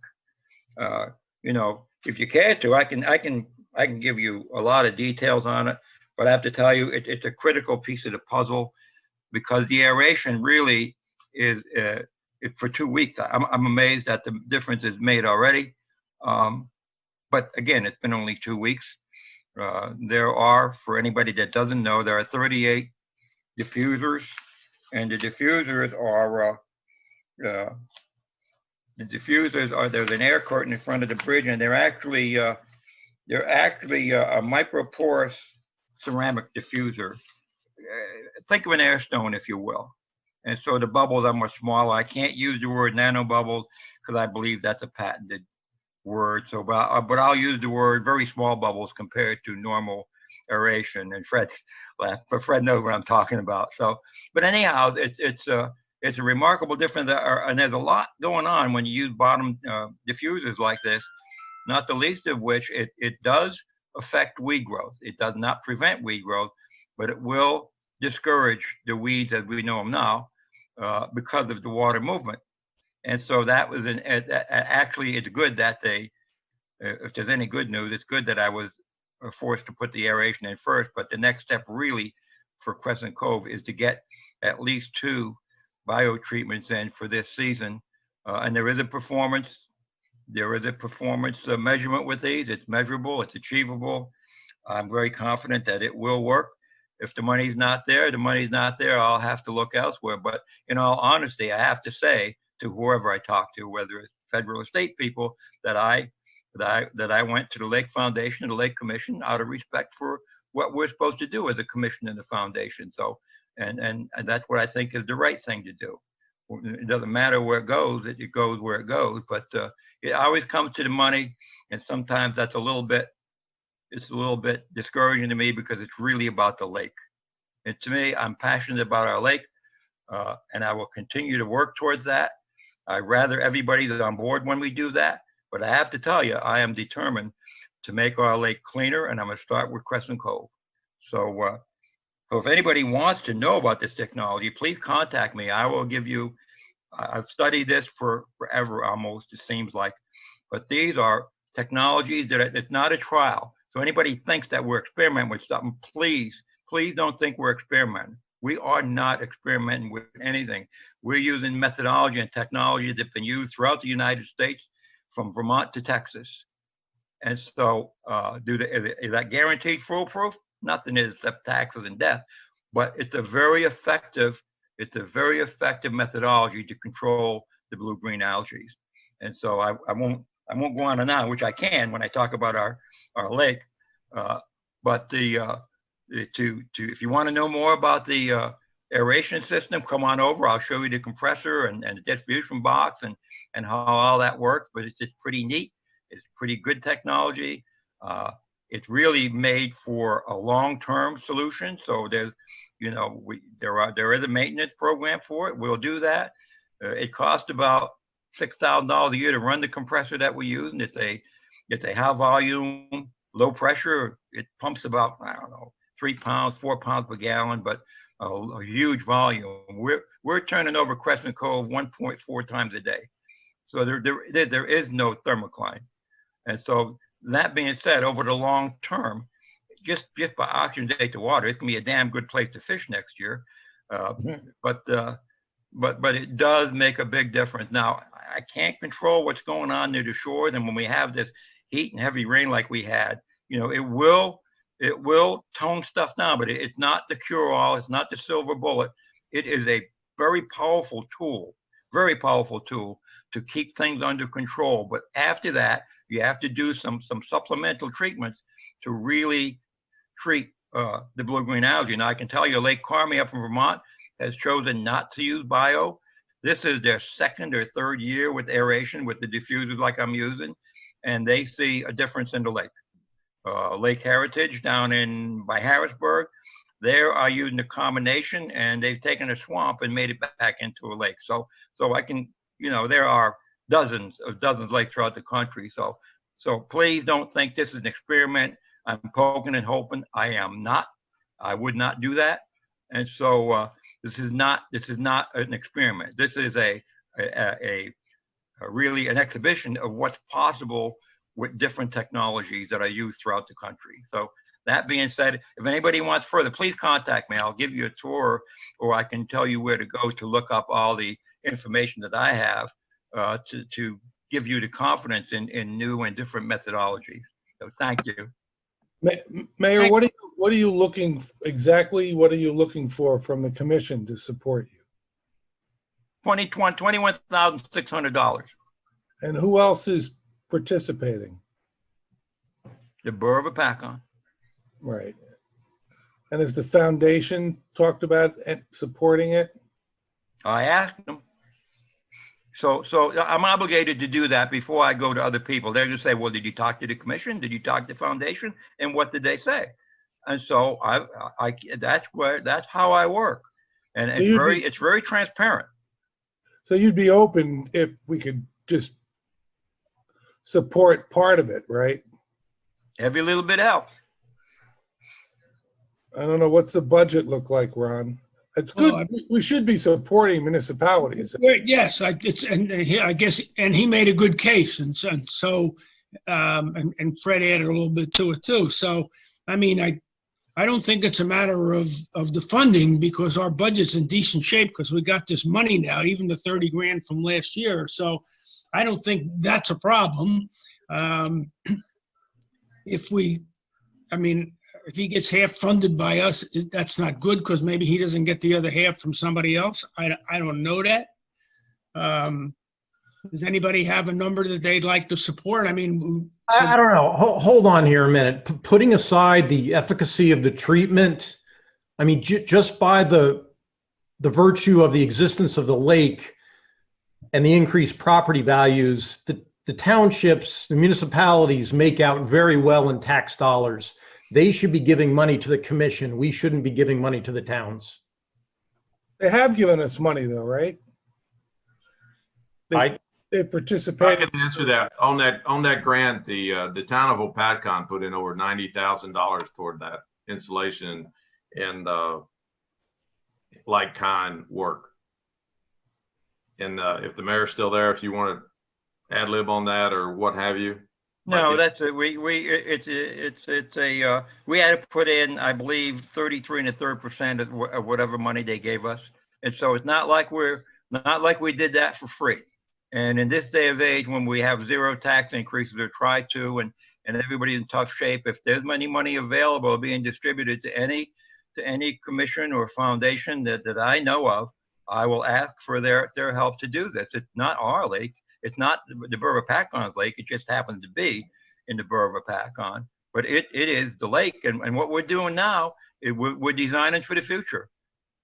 using known methodology and technology. So, you know, I don't think that's a ridiculously high number, but you know, if I don't ask, you know, people say, well, you know, why didn't you high ask? number, but I'm sure the town, if somebody does the math, is getting a lot more money than the in-kind contribution of $90,000 towards the HAB grant. Yeah, well, I'll tell you what, we get no tax money from the lake. We get no money from the Not by virtue of the increased property taxes and the municipality portion of the property taxes. Yes, you do get more money from the lake. Yeah, but if the commission doesn't help, then we go to tax court.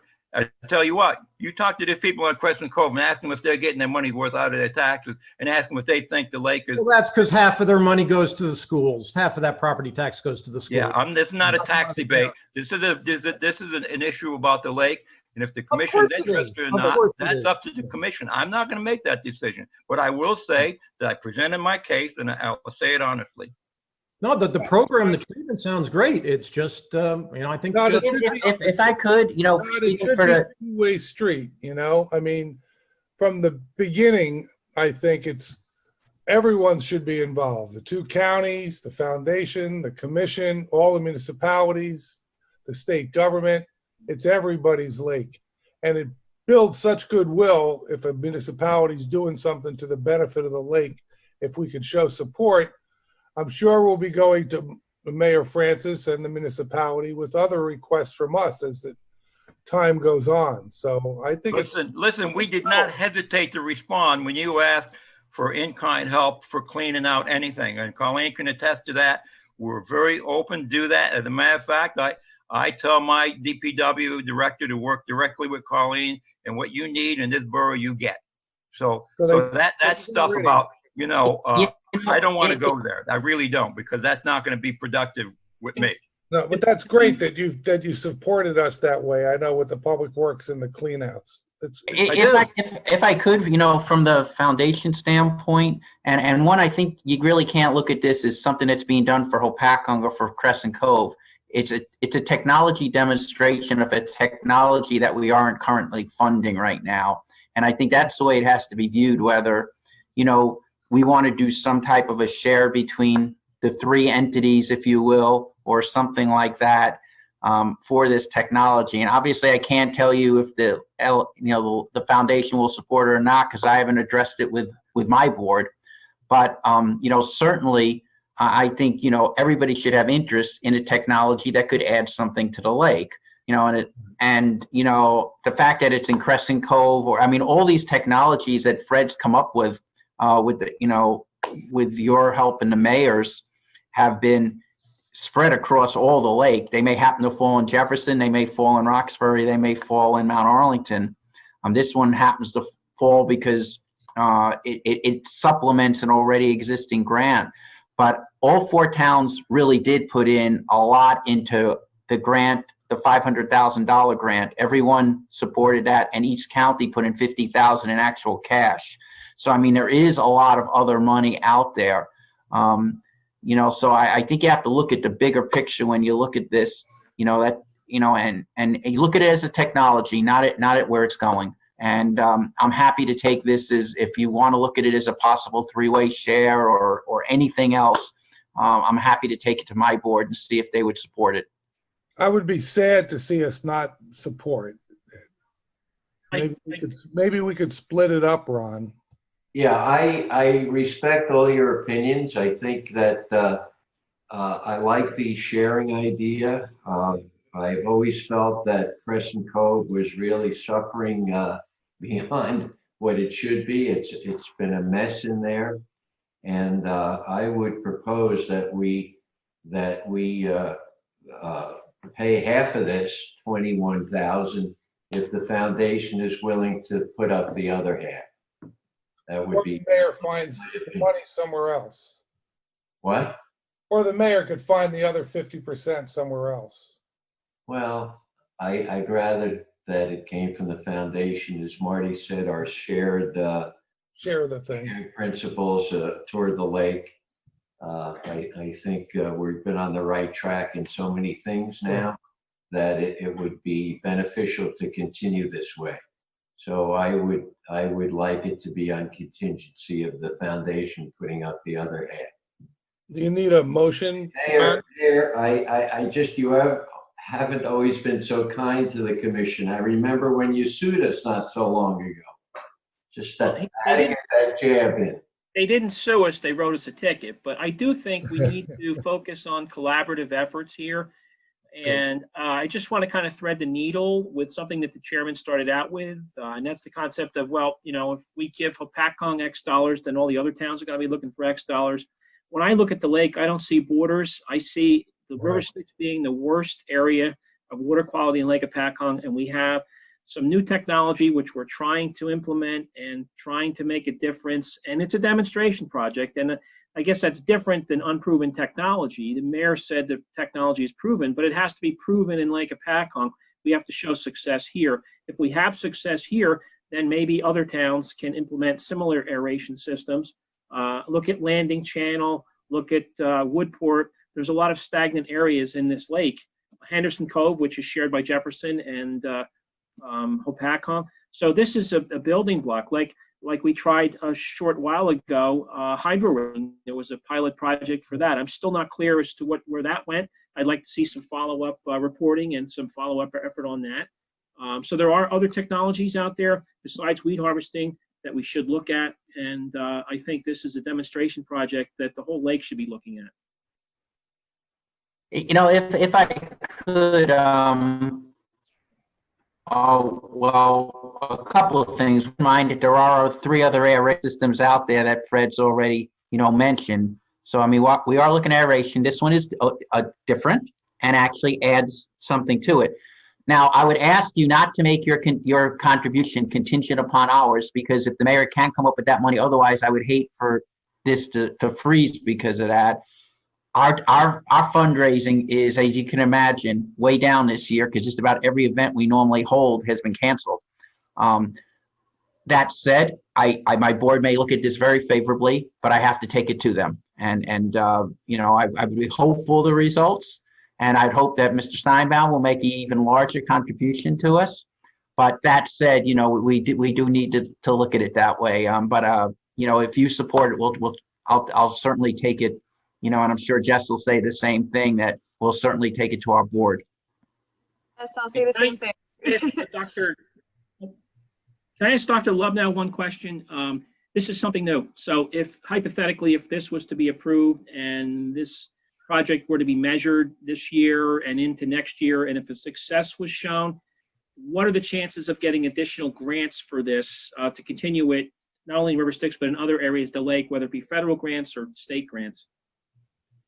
I really can't answer that because I have no, especially now with COVID, I have no idea what sort of grant funding is going to be available. And most grant funding targets the watershed. What stimulated a lot of funding for lake stuff were the HABs last year. But you know, right now I know of no definitive source of funding you can go to try to get money specifically for these in-lake techniques. Now, EPA usually has a HAB grant program.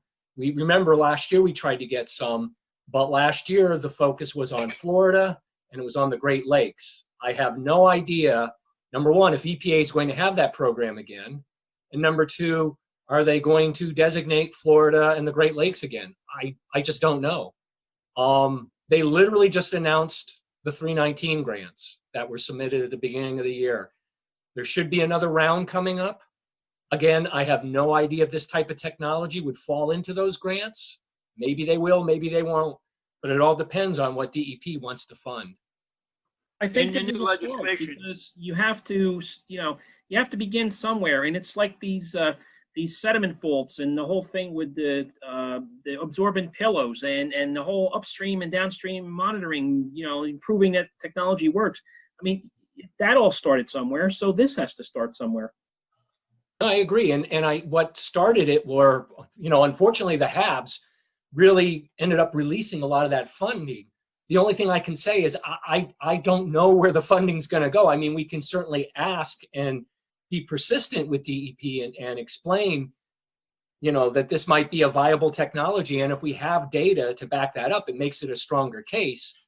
I'm just saying, I don't know where the state and federal agencies are going to go, particularly in the climate of COVID and the way the economy is just so topsy-turvy right now. But, it's something we can definitely keep reminding DEP that, or EPA that we're working on that may have some, viability to it.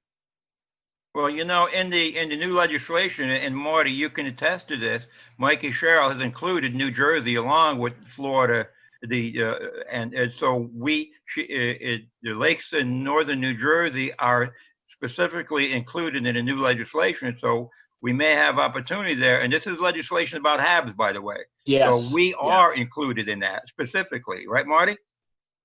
That is correct. We've been included with Lake Okeechobee and the Great Lakes. Yep, and that would really, really go a long way. Well, it comes down to lead, follow, or get out of the way. Yeah, and from a structural standpoint, it's so good to have the commission working with the municipalities and the counties. And if we're all on the same page and helping each other together, it's a much bigger picture. So structurally, I think it's good for the commission to support the mayor in this. And absolutely, because just a couple seconds ago, we were talking about being aggravated with various land use boards and threatening litigation. Now here we have an opportunity to help. So I really think we got to focus on getting everybody on the same page. And I think, this could be Landing or Woodport that we're talking about. I would still take the same position, not just because it's in the borough of Hopatcong, but River Styx has historically been the worst section of Lake Hopatcong. Absolutely. So, yeah, I'm not looking at it that way exactly. I'm just looking at it as the participants in the lake. Yeah, we all are. We have an obligation to help participate in things like this. And if we have Fred, an obligation to try new things. Fred says it could work, it could help, and it's not going to be a danger. If Fred was saying, oh, this is not questionable or something, then we should be recalcitrant, but to do it. So, Mr. Steinbaum, don't you think we could just put our half in and show our spirit? Why don't you make a motion? Sure, I move that we fund half the request and encourage the foundation and the mayor to find the additional funding, and we want to be participants and all work together. And if other municipalities have projects that make sense, we should work together towards them. And of course, we'll always be asking the mayors and counties for things too, Todd. It's a two-way street. No, I'm on board, Bob. I'm just putting an alternative viewpoint out there. Oh yeah, property tax. I'll second the first sentence of that motion before it became so spread out. Pardon? A concise motion? Yes, I move that we approve half that requested amount and encourage the mayor and the foundation and others to find financing for the other half as a cooperative effort. Can we make it a certain dollar amount instead of just saying half? Yeah, how much was it? 21? 21,360.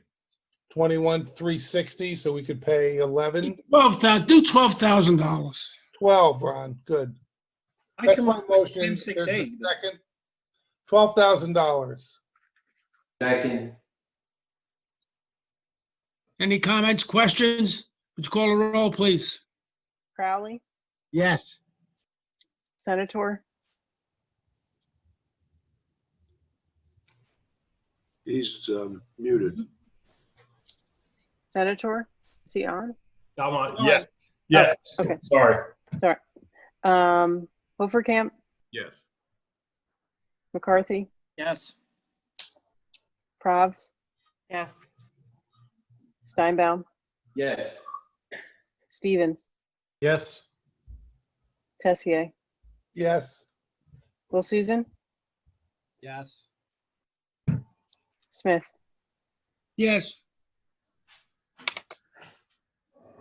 Thank you, everyone. I appreciate that. It's not so much about property taxes. This affects our businesses, and I'm really worried about our businesses around the lake, not just Crescent Cove, but the whole lake. If we have another problem like last year with the COVID, and then the storm and being out of power. And now if we get whacked with the HAB, we're in serious trouble. So anything and everything we can do for our lake, we need to do. Agreed. Yep. Next item.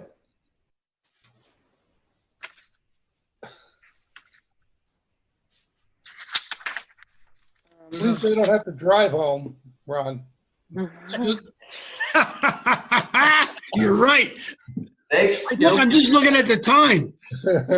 item, I got another meeting coming up. Next item. Public comment, right? You have a 10 o'clock, Fred? Next, yeah, so we had said we would go into executive session for the quarry issue. So the next is public comment. Okay, so you want to do the public comment and get that? Because we could say that no action will be taken, because we're not going to come out and vote on anything. Right? Am I right, guys? There's nothing to come out and vote on, so. I agree. There's no reason for an executive session. But after the executive session, you have to come out. Yes, but I mean, we're not going to come out and vote on anything, so the public don't have to hang around waiting for us to get done, think we're going to come out and vote on something. But they can wait. They can wait, absolutely. Is there a Could I motion? just clarify, are we going to send that? Public? I'm sorry, can I just clarify that letter? Do we have approval to send that letter? Or are you going to discuss it in executive session? You could send that letter. Okay. Everybody was saying how great it was. Just want to make sure that, we don't leave the meeting without clear guidance. Thank you. All right, so Colleen, we want to open the meeting to the public. Sure. Are there any from the public that wishes to be heard?